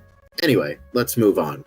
But apparently, Dawson's Creek full cast to reunite for live script reading to support Fuck Cancer and James Vanderbeek. What are your thoughts on this more bittersweet story? Yeah, you got the whole cancer thing, but you do have I think it's really nice. Raising support. I think it's really nice. I think it goes to show how much support James has in his former co-stars. I think it goes to show what kind of people these folks are, that this is what they're willing to do. I mean, it's been some time now, and they've all moved on. They've all gone on to bigger and better things. They all have a hell of a lot of other things going on in their lives. But to take the time to do this, I think that says a lot about just who they all are as people and as friends. So I think it's beautiful. And as for anybody who doesn't know, James Vanderbeek was diagnosed with colorectal cancer back in 2023. However, it was not made public until November of last year. So he's dealing with the diagnosis privately, but we still have this very good, sad, but it's still wholesome story. It's sad that he has to deal with this whole thing, but it's good that his co-stars come in and, helping him deal with this. So this is very nice to see, even if it's for a sadder sort of thing that Mr. Vanderbeek has to deal with. But, good actors to learn from, most definitely. Varsity Blues is also pretty cool. I never watched it, so I don't know. Oh, it's so good. But very nice, even if a little bit sad.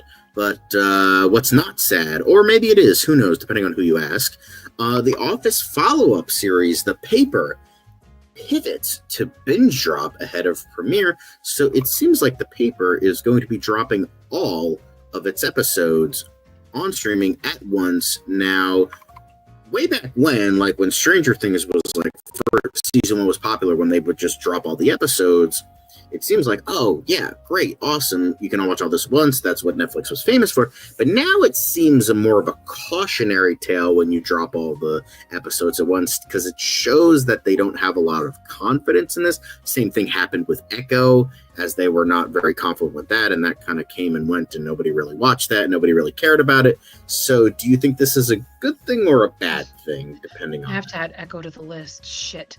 No, I like it when they do that, because again, as you said, you and I are not the greatest TV show watchers. So for me, it's one of those, if I have the time, I want to take that time, sit down, get as much of it done and dusted as possible, because if I have to wait week for week, it's going to fall off for me, just because I'm going to forget about it. There's so many other things capturing my attention.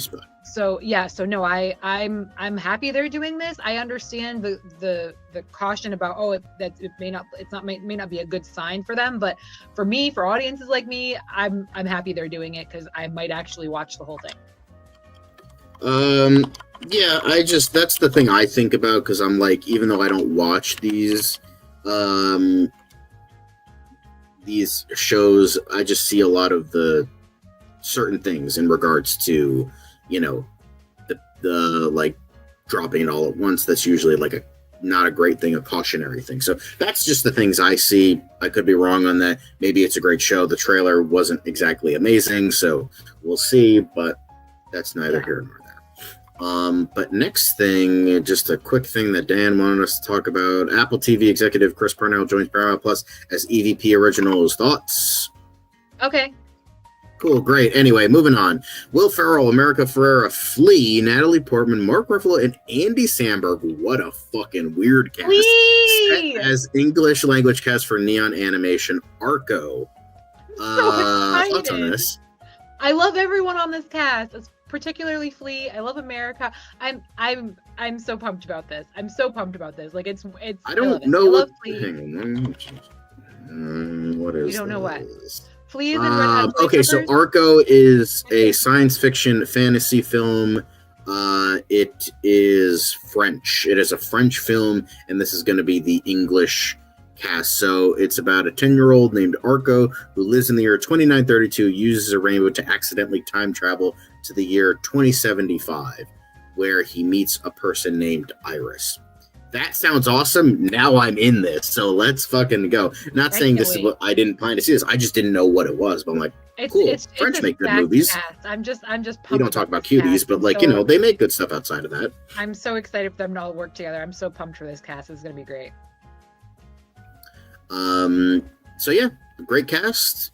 Seems like a great movie. The poster looks really cool. So yeah, now we move on to less so great things. Of course, Mariah Carey. Apparently Mariah Carey to receive Video Vanguard Award performed hits medley on MTV VMAs. Thoughts? Good job, Mariah. Good for you, babe. Congratulations. I can hear the rumblings and the tumblings. She's defrosting, ladies and gents.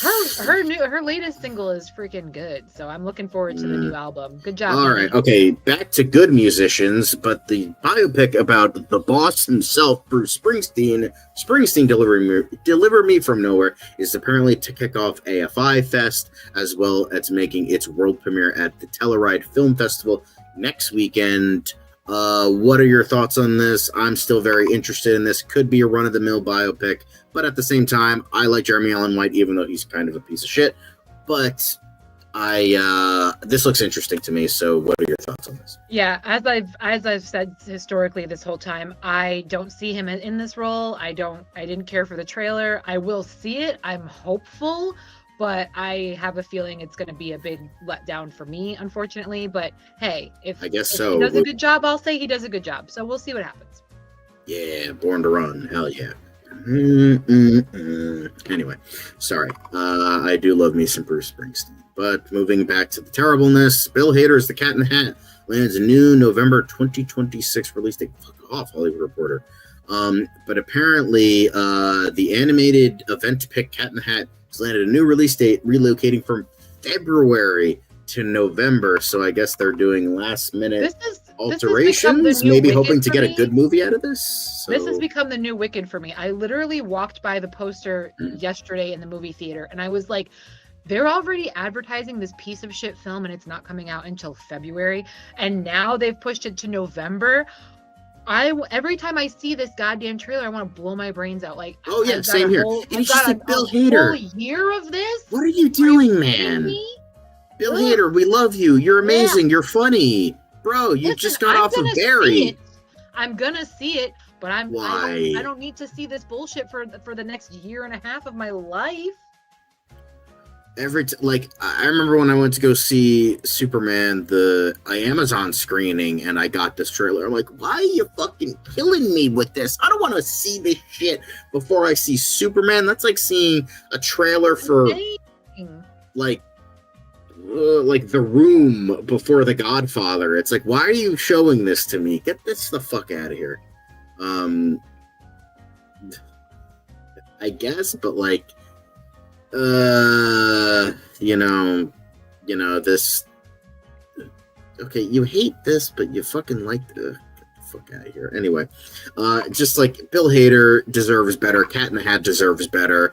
Kids watching this deserve better. Their parents who are forced to go see this garbage deserve better. I can count the brain cells I lose every time I see this piece of shit fucking trailer, and just 2026, just take the kids to see Spider-Man instead, because fuck this whole shit. Like, fuck this cat shit, I should say.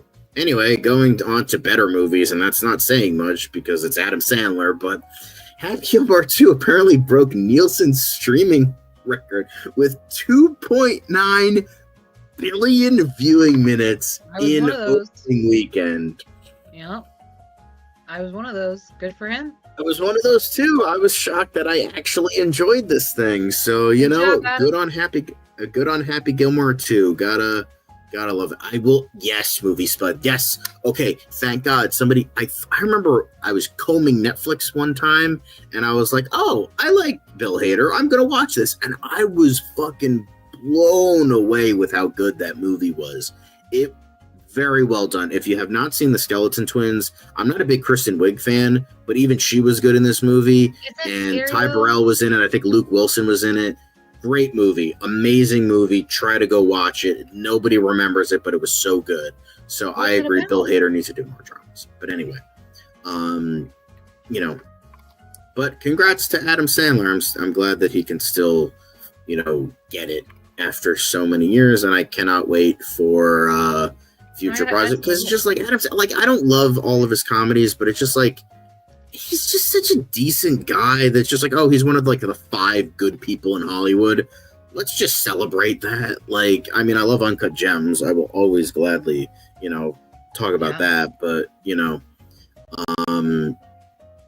but also good choice today, Steven. I'm glad you're enjoying it. But anyway, congrats to Happy Gilmore 2, even though everybody seemed to hate that movie. So, you know, anyway, going on to Bleecker Street, very different from the crap that Netflix puts out, but apparently they nabbed period horror thriller Victorian Psycho. No, it has nothing to do with American Psycho. That's just the name of it, but it's a very interesting sort of here. Interesting to go to a movie. It's going to have Micah Monroe, Jason Isaacs, and Thomasin McKenzie, famous for Jojo Rabbit. And the film adapts the best-selling book by Virginia Fito, who also wrote the script. So that's a good sign, like Gone Girl with Gillian Flynn, who wrote that script. Good stuff. It's set in 1858. The story centers on a governess named Winifred Naughty, who hides her psychopathic tendencies while arriving to work at a remote Gothic manor. So it's kind of like The Innocents meets American Psycho, which I like Micah Monroe. I love Jason Isaacs. I like Thomasin McKenzie. This sounds baller, and I'm very intrigued with how this will go. And Bleecker Street is good. Like, they're not as well known as like 824 and Neon, but they're definitely like the bronze place of like indie stuff, and they do a good job. I like them better, honestly. So yeah, I love Bleecker Street. Bleecker Street is up there. They're really, really good. But next thing is we need to talk about popcorn buckets. As from one popcorn bucket fan to another, we got to talk about this little thing. Oh, look how cute she is! The Conjuring Last Rites has revealed. Is even worse. No. Has revealed their Annabelle. Fuck, even though Annabelle is not the main part of the movie, they revealed the popcorn bucket, and it has Annabelle in it. I'm a horror fan. I have the Nosferatu sarcophagus, but even I wouldn't buy this thing because I don't fucking trust that shit. And it's funny, I'm not very superstitious when it comes to like supernatural stuff. I don't think most of it exists, but this shit scares me. So like, it scares me, and like, well, and that seems like to the people dying and all that shit. So I'm like, the majority of the comments, people are saying like, who the fuck is? No one's buying this. Absolutely, no one's buying it. They don't want a doll sitting on their shelf. Yeah, no, especially one that's like infamously haunted. I mean, good luck to Matt Rife. You know, him buying the whole fucking thing. Praise be, blessed be, like his soul. But like, you know, they move the bitch, and all of a sudden, like. You know, not the bitch, the doll. I apologize. Sorry, Annabelle. But they move the chick, and like all of a sudden shit starts happening. Yeah, I'm sorry. Like, I'm going back to church. Like, fuck that shit. Praise be to God. Like, fuck that. Anyway, let's get Now we're gonna end the quick hits with some casting news. An actual Scotsman in a Highlander movie. That's crazy. But Karen Gillan has joined the Highlander remake with Henry Cavill, Russell Crowe, and Dave Bautista. I mean, I know she's Scottish and not Irish, but she would be good as a Sinead O'Connor for that biopic. Yeah, I'm so excited for Highlander. Oh my god. But I thought they were like done with everything, so it's weird that they're adding her to the cast now. Like I thought everything was wrapped. I don't know, but I'm still stoked for this. It's going to be a Guardians of the Galaxy reunion since Dave Bautista was cast as the villain. So congrats to that. And we have a Man of Steel reunion and a Guardians of the Galaxy reunion. So yay. But speaking of Doctor Who, talking about that earlier. So woohoo, go Karen Gillan, go. And then finally, Percy Jackson Season 3 has added X-23 herself, Daphne Keane, as well as Sarah Chaudhry for the Season 3 cast. Very exciting. Is Percy Jackson and the Olympians on your list, Liz, to watch at your staycation? No, but even so, I have added more since this episode has started. So I'm screwed, you guys. Congrats to them getting work. I love Percy Jackson and the Olympians, the book series, but I heard the TV series was not very good, and much like the movie. So I think I'm just gonna be like, all right, new audience, not for me. But yeah, that's it for the quick hits, which were not very quick. I apologize, but I tried my best. Okay. Anyway, but thanks for watching the news side of things. We still have a bit of DCU Daily. We don't have a ton of stories. It was mainly about Peacemaker today. But we still have a couple stories for you to talk about. So thanks for watching. Make sure to like and comment and subscribe and click the notification bell if you haven't already. Keep those comments rolling. We will try more to insert them into the show. But why don't we get blessed from the start and really get into DCU Daily? It's another project that's been blessed from the beginning. There's the shot right there. That. Okay, we don't need to see chorus. Right there. Hey, buddy. Eyes up here. Now you want to get nuts? Let's get nuts. Here we go. Victory mine. Ask me how am I doing? I'm telling you really I'm doing sublime. I never wait in a stewardess line. I just go do it. I'm moving my time. Really had nothing to do with it. How am I moving? I'm moving like you want to shine. Follow my lead. Don't listen to lies. I had to put me all in the line. That's why I know that victory's mine. I prefer Jared Leto. Hunka hunka.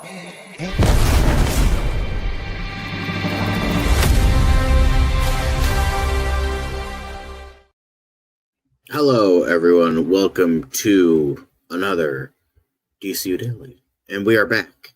We are back doing the DC news. Again, only the slightest bit, because Peacemaker, the premiere, that being the big news story, but welcome back. And got to bring in Liz again. Liz, very wonderful. What are you excited to talk about today? Oh, wrong one. In terms of DC today, outside of Peacemaker episode 1? Really nothing. I'm excited to talk about Peacemaker. Okay, that's fair. I'm excited to talk about Superman stuff too. We're still, Superman is still playing in theaters. We've still got Superman news coming in. We've got some upcoming Superman projects. I'm looking forward to all of that. So yeah. So why don't we get into the first thing, which is maybe a bit silly, but it's kind of funny. It's kind of funny, and I think it's awesome. And that's a Batcar. We're gonna. It's the world's first. Can I tell you? I'm really mad about this actually. Because okay, why are you mad about it? Because it's in India. I'm literally in the process of buying a brand new car, and that's in my budget. That's in my price range, and I'm like, damn it, you mean I could have this? Make it available in the States. It's so freaking cool. That's ridiculous. Tony Randall wants a close-up of your nails, so... I did for... There you are, Tony. Yay. Anyway. Why are they green? Is it for a theme, or do you just like green? No, I just chose it. This is just for funsies. But I realized a couple of days in that it looks like the pickle you hang on your Christmas tree if you're one of those people that does that. And I can't not see it now, and I'm fine with it because it's really fun. But yes, this is the world's first Batman-inspired SUV. It's but you know, it's in collaboration. It's like fully collaboration with Warner Brothers, and India's Mahindra has launched the world's first Batman-inspired SUV, the BE6 Batman Edition, priced at $31,900. I don't know how much that is in rupees, but limited to just 300 units. It offers 683 kilometer range, 286 horsepower, matte black design with gold Batman accents, and themed interiors. Bookings open August 23rd for $241, and deliveries starting September 20th on Batman Day. So that's all fucking awesome. I mean, I can't afford that. Make it available in America. I want it. That's amazing. Yeah. Great stuff. But just a very cute sort of story to start out with. Would love to have it if I, had money, but I don't, because this is the only fucking money I get. And you freaking just see this on the freaking tunnel. You're like, what the hell? And doesn't pay me enough. Anyway, I mean, it's better than having a Cybertruck. So, that's not saying much, but anyway. Dan, if we get 50,000 subscribers, could we have the Bat SUV? The Bat car. I mean, but it actually has a photograph of Batman on it. Okay, why? I'm fine with on the that. Batman. Which one? Anyway, I mean, if it's like 90s Val Kilmer, I'll take that. Yes. And then or Christian Bale, those are the hottest ones. We know that. I might not love, The Dark Knight as much as Dan, but Christian Bale, good looking, still good looking. Mahindra cars are cool. I'm looking up Mahindra. They have cool cars. They do. I actually started watching this guy who reviews foreign cars, and I'm like, why the fuck are these are so much fucking better than the shitty American car. Well, to be fair, there's no real American cars anywhere outside of Ford and Chevy, and they fucking suck now. I'll tell you, I'm not buying an American car right now, so Toyota, Honda, or Hyundai, those are the ones. You got to go with the and Kia's gotten a lot better too. Kia's pretty good right now. Nice. But yeah, hopefully you can find a good car in your budget. Anyway, so somebody was asking on Twitter that the crypto shorts, the first one was crypto saves the day. There she saves a bus. And very cute. It's kind of fits into the theme of the DCU, but somebody asked, hey, the crypto shorts, are those canonical to the DCU? And James Gunn just said outright, no. I love them though. So yeah, if you really needed that if they were canonical or not, then there you go. Sorry, guys.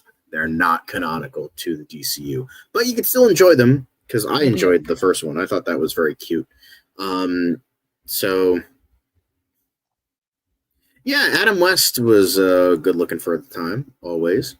Ew, gross. Chevrolet sucks.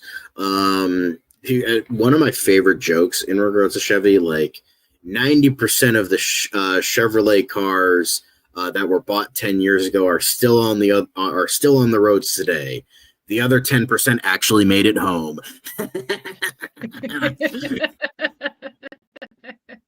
But yeah, good job. I kind of fucked up the build up. It's true. It's a shame that the YouTuber who would shit on the terrible Chevy commercials turned out to be a terrible human being. Well, not a human being, because he went to prison, and it was for minor stuff. And yeah, so thanks for that. That was another YouTuber that went into the brig and we'll never see again because he's a fucking piece of shit. Anyway, but that's neither here nor there, but a cute thing nonetheless. But James Gunn still talking about stuff instead of doing stuff, I guess. But James Gunn says that Brave and the Bold, Wonder Woman, Booster Gold, and Paradise Lost are still going well, though some things have changed. And I'm sure fucking 2 days from now, when James Gunn has another social media post, he's gonna say Waller and 2 other things that were not posted here are going well. So it's just like, I'm beginning to think that James Gunn is the new Doctor. And remember what River Song said in regards to the Doctor? The Doctor always lies. And at this point, James Gunn always lies. What are your thoughts on this? Do you believe any of this, or are you just like, James Gunn, just stop talking? Just stop talking. I mean, he's doing an awful lot. I wish he would make comments if it was factual. Like, I know he's putting out, I think he's putting it out because it's still something that he wants to have happen. But until it's actually confirmed, they've signed on the dotted line. We have scripts, we have actors, we have dates. James, you got to pump the brakes, babe. Like, I think he's trying to manifest. I think he thinks if I say it, it'll happen, and maybe it will, and that's wonderful. But we need some definites here, babe. We need some guarantees here, and right now we just don't have it. Yeah, we don't. And I think Jennifer Holland, the lovely wife, the Mrs. James Gunn, if you're watching this, I know you are. You definitely 100% are. Did a great job in the first episode of season 2. Love it. Dan, Love if we find out he is, can we have the Batmobile? But can you just like take your husband's phone away for like a month? Just like have him like just change all the passwords in his like Threads and Blue Sky accounts, and just make sure he just like stops just for like a second. Make sure he gets some sleep too. Maybe like hide some melatonin gummies in his like food so he can like actually fall asleep. I just wish what's best for Mr. Gunn at this point. I think he needs to kind of be quiet. I think he needs to kind of just calm down a bit. So if you could like, he's just doing take his phone, maybe take his laptop that he has in the image here, just like so he can like calms down. But that's all I'm saying. I'm not saying doing anything. Just like maybe like probe him to sleep a little bit. Just saying. Till death do you part. So just try to make it work. I'm just saying.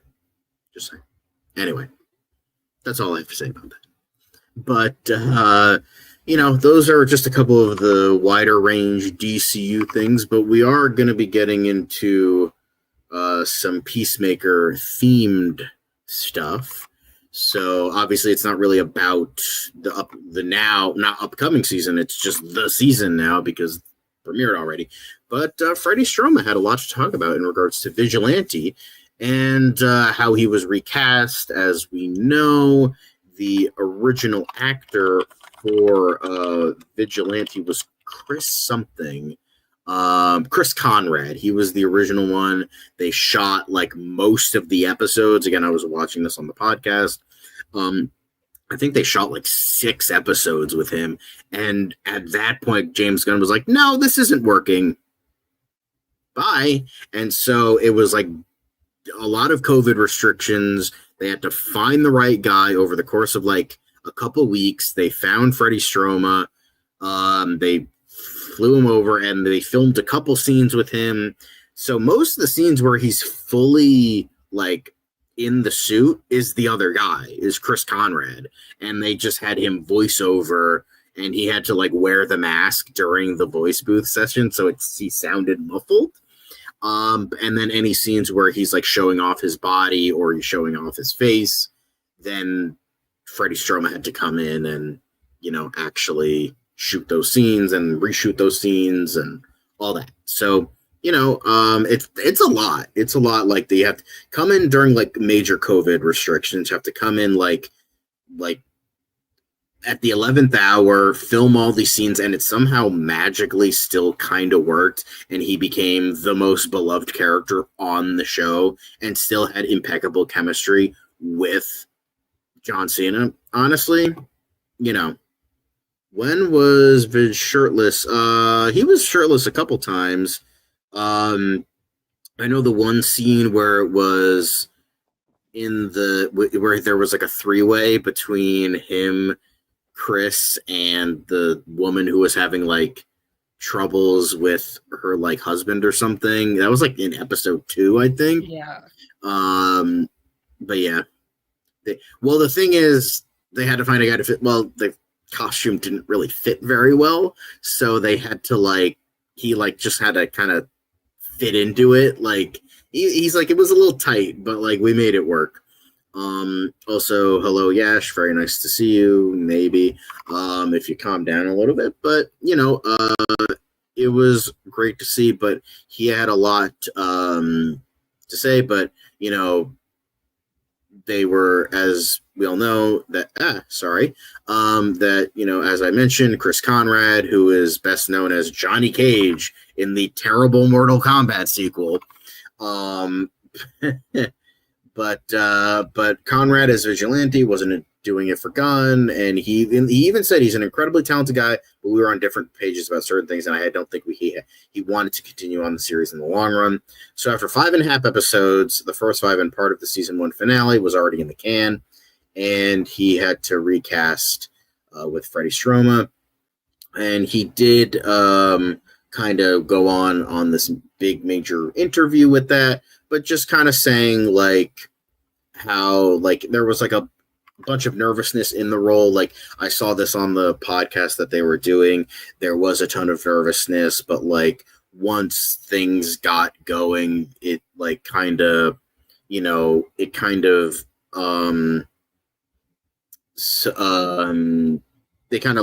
made it work as time went on, and it overall it worked. But it's nice that with season 2 that was fully Freddie Stroma from the beginning, and now he can get into it. So did you like Freddie Stroma overall in the vigilante role, or do you think that they should have stuck with Chris Conrad? Yeah, no, I don't have a problem with him in it at all. And for me, that character doesn't really make or break the show, at least not right now. So I'm good with it either way. It didn't make that big of a deal to me. Also, Yash, make sure not to spoil the episode of Peacemaker Season 2, Episode 1, because we already had a Peacemaker discussion, so be kind, rewind, and watch our thoughts on the episode if you would like, but please don't spoil it in the chat. If you will be put in timeout, because we don't want people to get spoiled for this episode that has only been on the net for 3 hours, so just keep that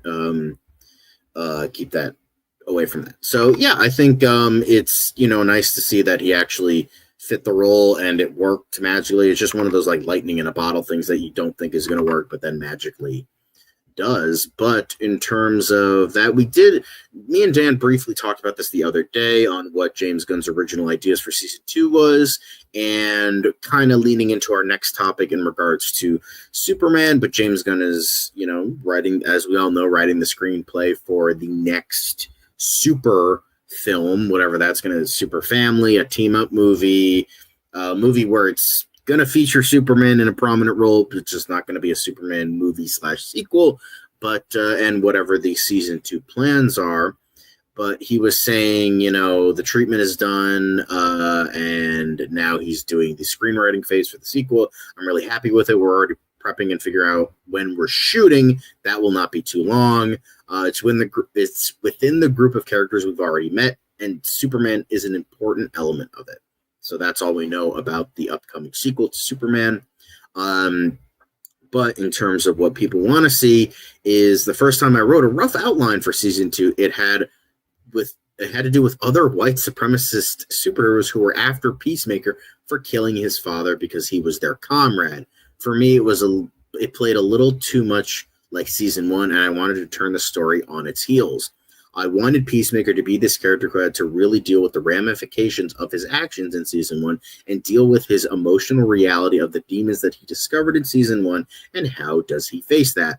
That seemed to work much better for that. Peacemaker sees this reality like it is, but better in seemingly every way. So how does he deal with that from an emotional standpoint and face the ghost from his past that he loved and killed? It seemed potent, especially when mixed with the love story. So I agree that I think doing the kind of white supremacist stuff is, one, a little too close to reality, so let's try to avoid that. This is about escapism after all. And second, I think that's better because from what we got of season 2 so far, is that it seems like it's going to be heavy on character stuff. and like dealing with the fallout of season 1, those things. Because I mean, a big proponent of season 1, as we talked about, season 1 into season 2, was like the Task Force X stuff and how we jump off from that and how this leads into season 2.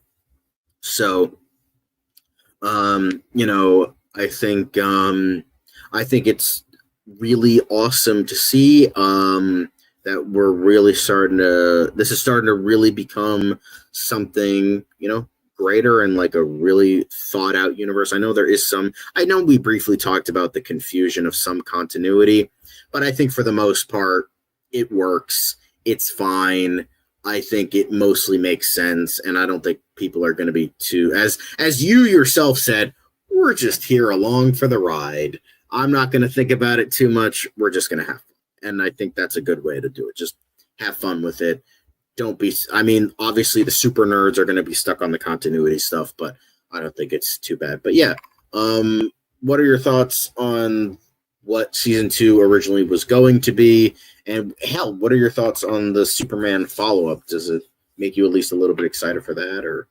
Yeah, no, I am excited again, especially after, you know, the end credit scene where we're introduced to Supergirl. Like I'm excited to learn more about her. I'm excited for the continuation. I'm excited to see the dynamic of those relationships. I'm looking forward to all of it. And yeah, Peacemaker season 2.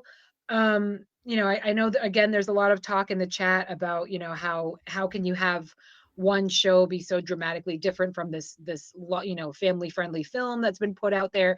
But again, you know, James has done a pretty good job of connecting the dots without necessarily making it in a situation where you have to consume every product that they're putting out. Yeah, that's the thing. You don't have to. Yeah, you don't have to see Superman in order to understand what they're talking about in Peacemaker. And again, you don't have to see Peacemaker after watching Superman you're not missing out on anything in that regard either. Right. Same thing with Creature Commandos. Like, again, even though it's a cartoon, it's not one for children. James is pretty good about drawing those lines and specifying, you know, what is for all, you know, all consumers and what is, you know, for a specific demographic and a specific age group. So no, I again, I enjoyed the first episode of season 2. I'm looking forward to the rest of the season to see where everything goes. Yeah, same here. But yeah, I think we're. Yeah, I think at the very least is in a very good spot right now.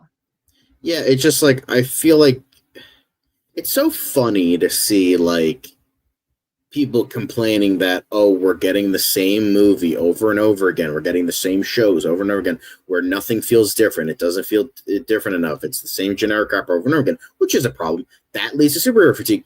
And then we finally get like very different ideas. Like Creature Commandos feels different from Superman, which feels different from Peacemaker, which is good. Different audiences and different demographics under the same net. That's a good thing. Yet now people are complaining about that. That just doesn't. Well, and again, you know, there's conversation about how, you know, the construction of the universe is tonally all over the place. I don't agree with that at all. Again, I used have you read a comic? Have you read multiple comics? Well, but again, I've said time and time again, like Jason Momoa's Aquaman and Robert Pattinson's The Batman will never be in the same universe. Where the Superman and Peacemaker makes a little more sense. Even, you know, Suicide Squad makes a little more sense. I understand the feeling, but at the same time, like they're not drastically different. And as James has said again continuously, one is for a different audience. You can choose to see it or not. One is for I just don't understand why we're going around in circles on this. Yeah, it's just like the thing is tonally it's starting off all over the place, but like that's what comic books are. Like a Swamp Thing comic is going to feel different from a Superman comic. A Superman comic is going to feel different from an Aquaman comic. An Aquaman comic is going to feel different from a Zatanna comic. Like that's the whole basis. It's like all these different genres fit under the same net, and the whole good thing about comic books is that unless you're a super nerd and reads everything, you don't have to read everything. I'm going to read the stuff I like. Like, I liked Hawkman. I'm not going to read Harley Quinn because I don't like Harley Quinn, but I don't need to read Harley Quinn to understand Hawkman. You know, like it just, you know, and it's just like, it's not G-rated. Like, I'm confused. Like, since when is like a bullet to the fucking head G-rated? Like, that was in the movie. Literally, Fiona complained that it was too dark, or like Crypto getting the nanites all over Crypto's face is like, that was very inherently dark for people. Or like Superman having a secret harem. Like, that was like a whole contention of when we did that Superman review, that was too dark for kids. And now you're saying it's too light for kids. You're not making sense now. Well, like, but again, at the end of the day, as a parent, it's your job to make those decisions. It's your job. It's not James Gunn's job to make everything totally consistent for your kid. So hey, pre-screen the stuff and controls. decide whether or not it's right for your kid, and move along. Some people don't see those boundaries, and other people have real problems with them, and that's the power of choice. That's that's how the world works. It's not going to be everything for everyone, so you just have to make those decisions on your own. There's nothing that he's not going to. No, Superman was PG-13. Yes, you are correct. And it's like, bro, I watched like RoboCop when I was 11, and that had like I watched Interview with the Vampire when I was 13, like snorting cocaine off a hooker's ass, and I turned out fine. Like like when you were a kid, like PG was like Jaws, like like that's the kind of thing.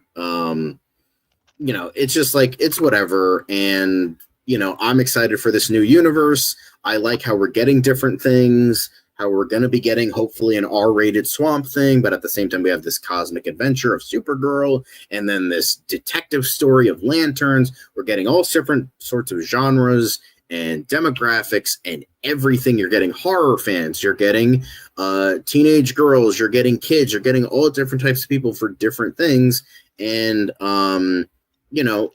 it works. And I think it's fine. You're just getting all these audiences because that's what the comic books are.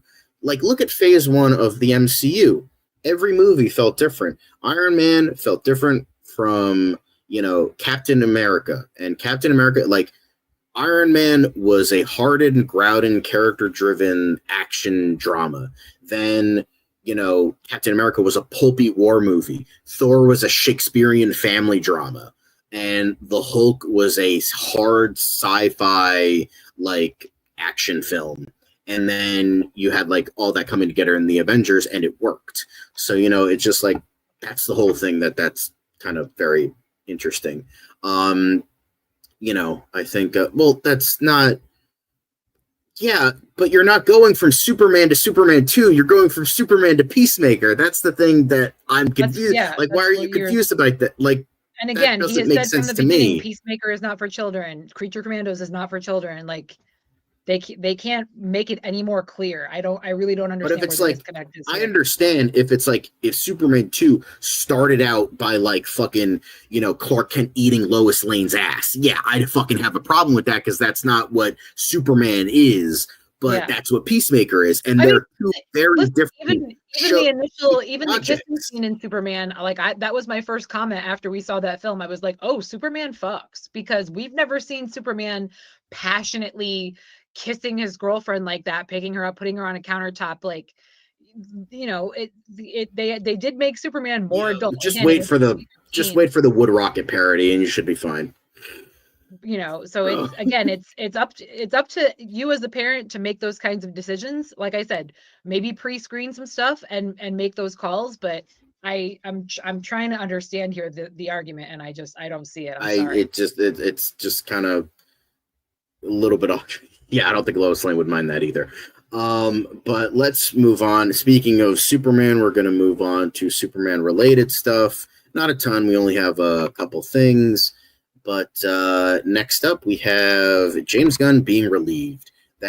Relieved by the movie's success, no longer concerned with the life and death of the DCU brand. So the DC brand, and I think that's, I agree, because he was kind of like, he was saying like he kept getting comments every day. Oh, it needs to make this amount of money to be good. It needs to make this amount of money to be okay. Oh my God, this is what this, that, and the other thing. And James was like, stop.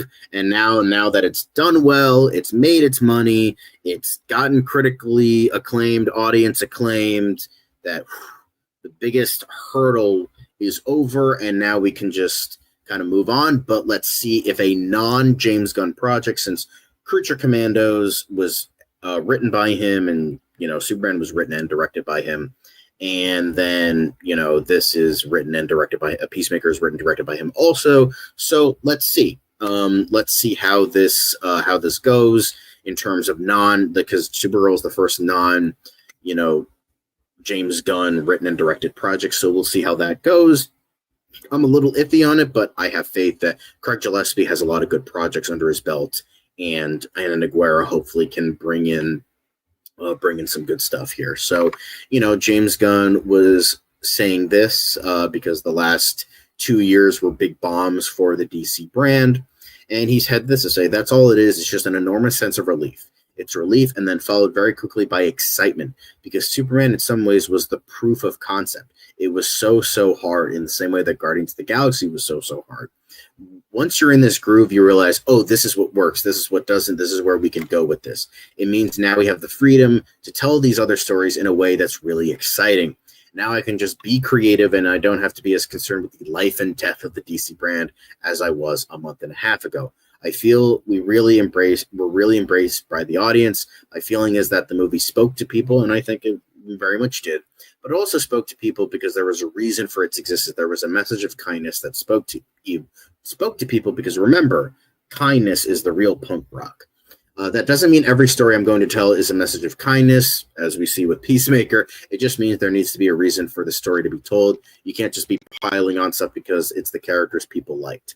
So, as we see, Supergirl will continue the Super Family story, and we're probably going to see that again with David Cornswet probably having a cameo in that, much like Supergirl had a cameo in this. So, Liz, what are your overall thoughts on this? Because I know James Gunn was kind of dealing with the big, life or death of the DC brand, as he mentioned here.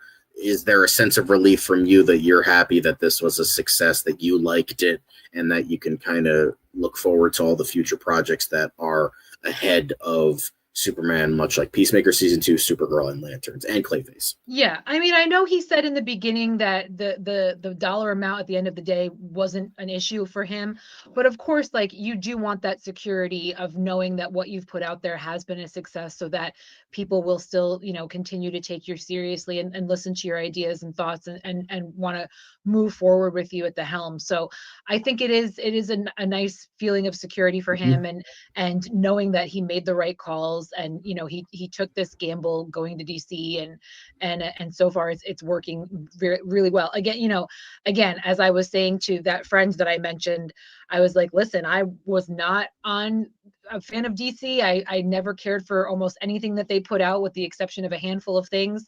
And I'm fully on board now. I'm looking forward to every project that's coming out. I'm looking forward to learning more about these characters that I've never heard of.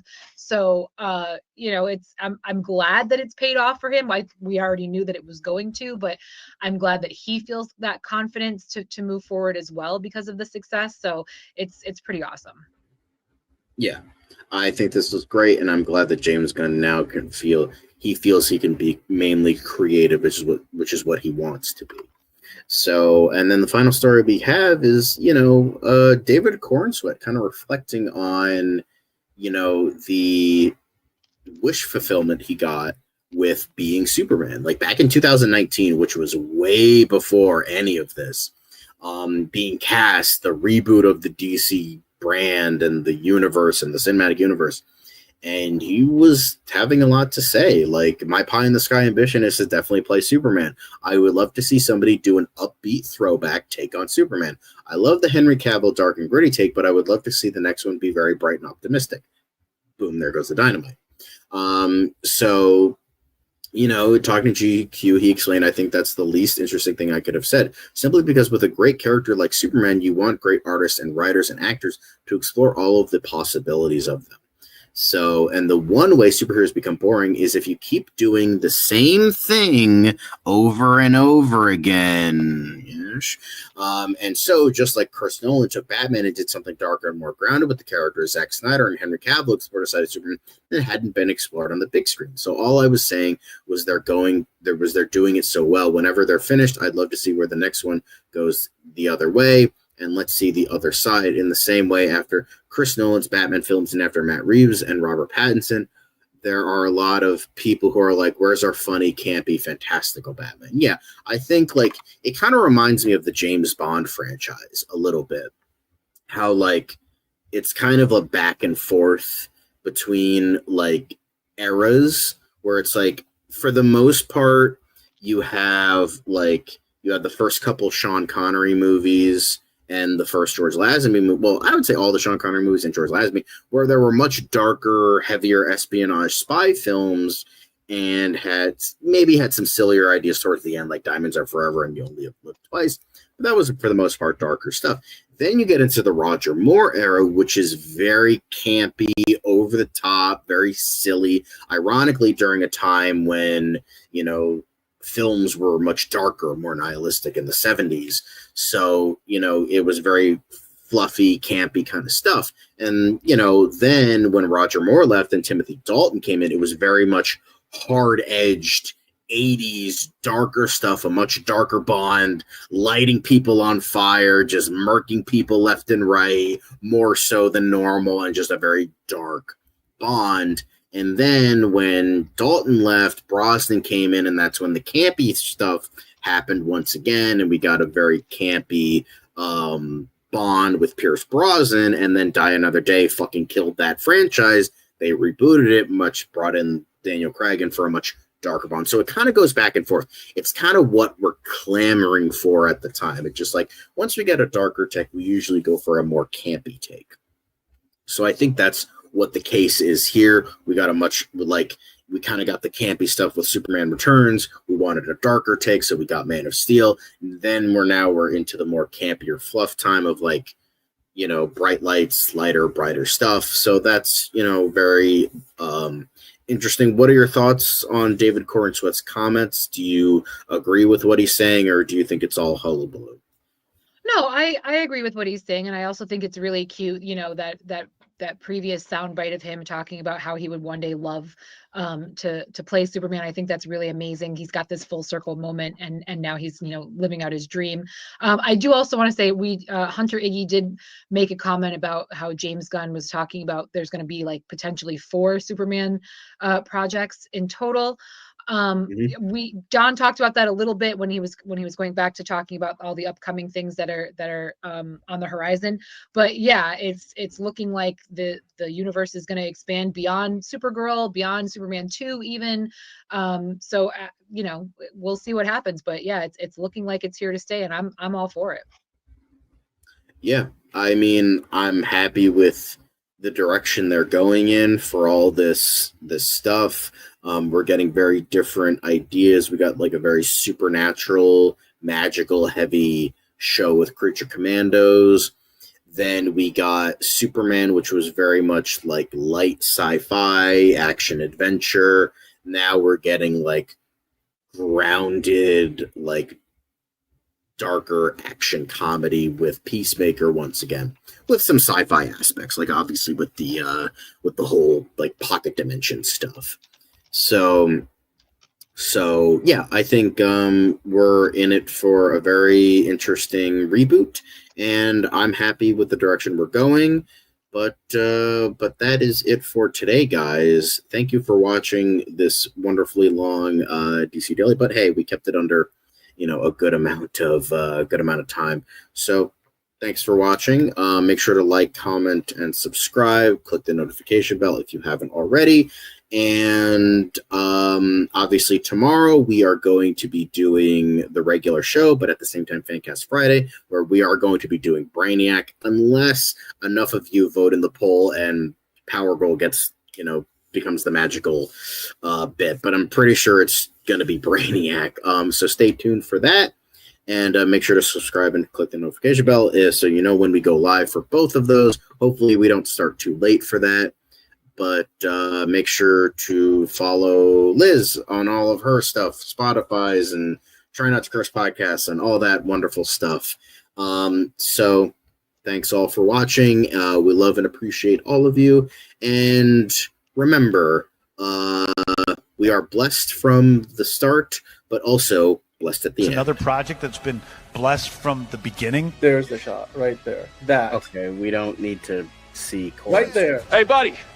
Eyes up here. Now you want to get nuts? Let's get nuts. Here we go. Victory mine.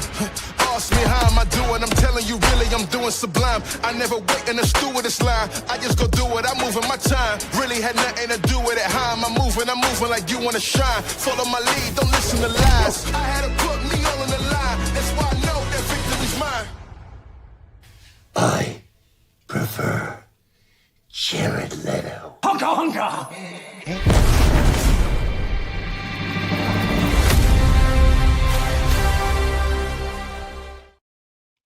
And remember, fuck Jeff Snyder.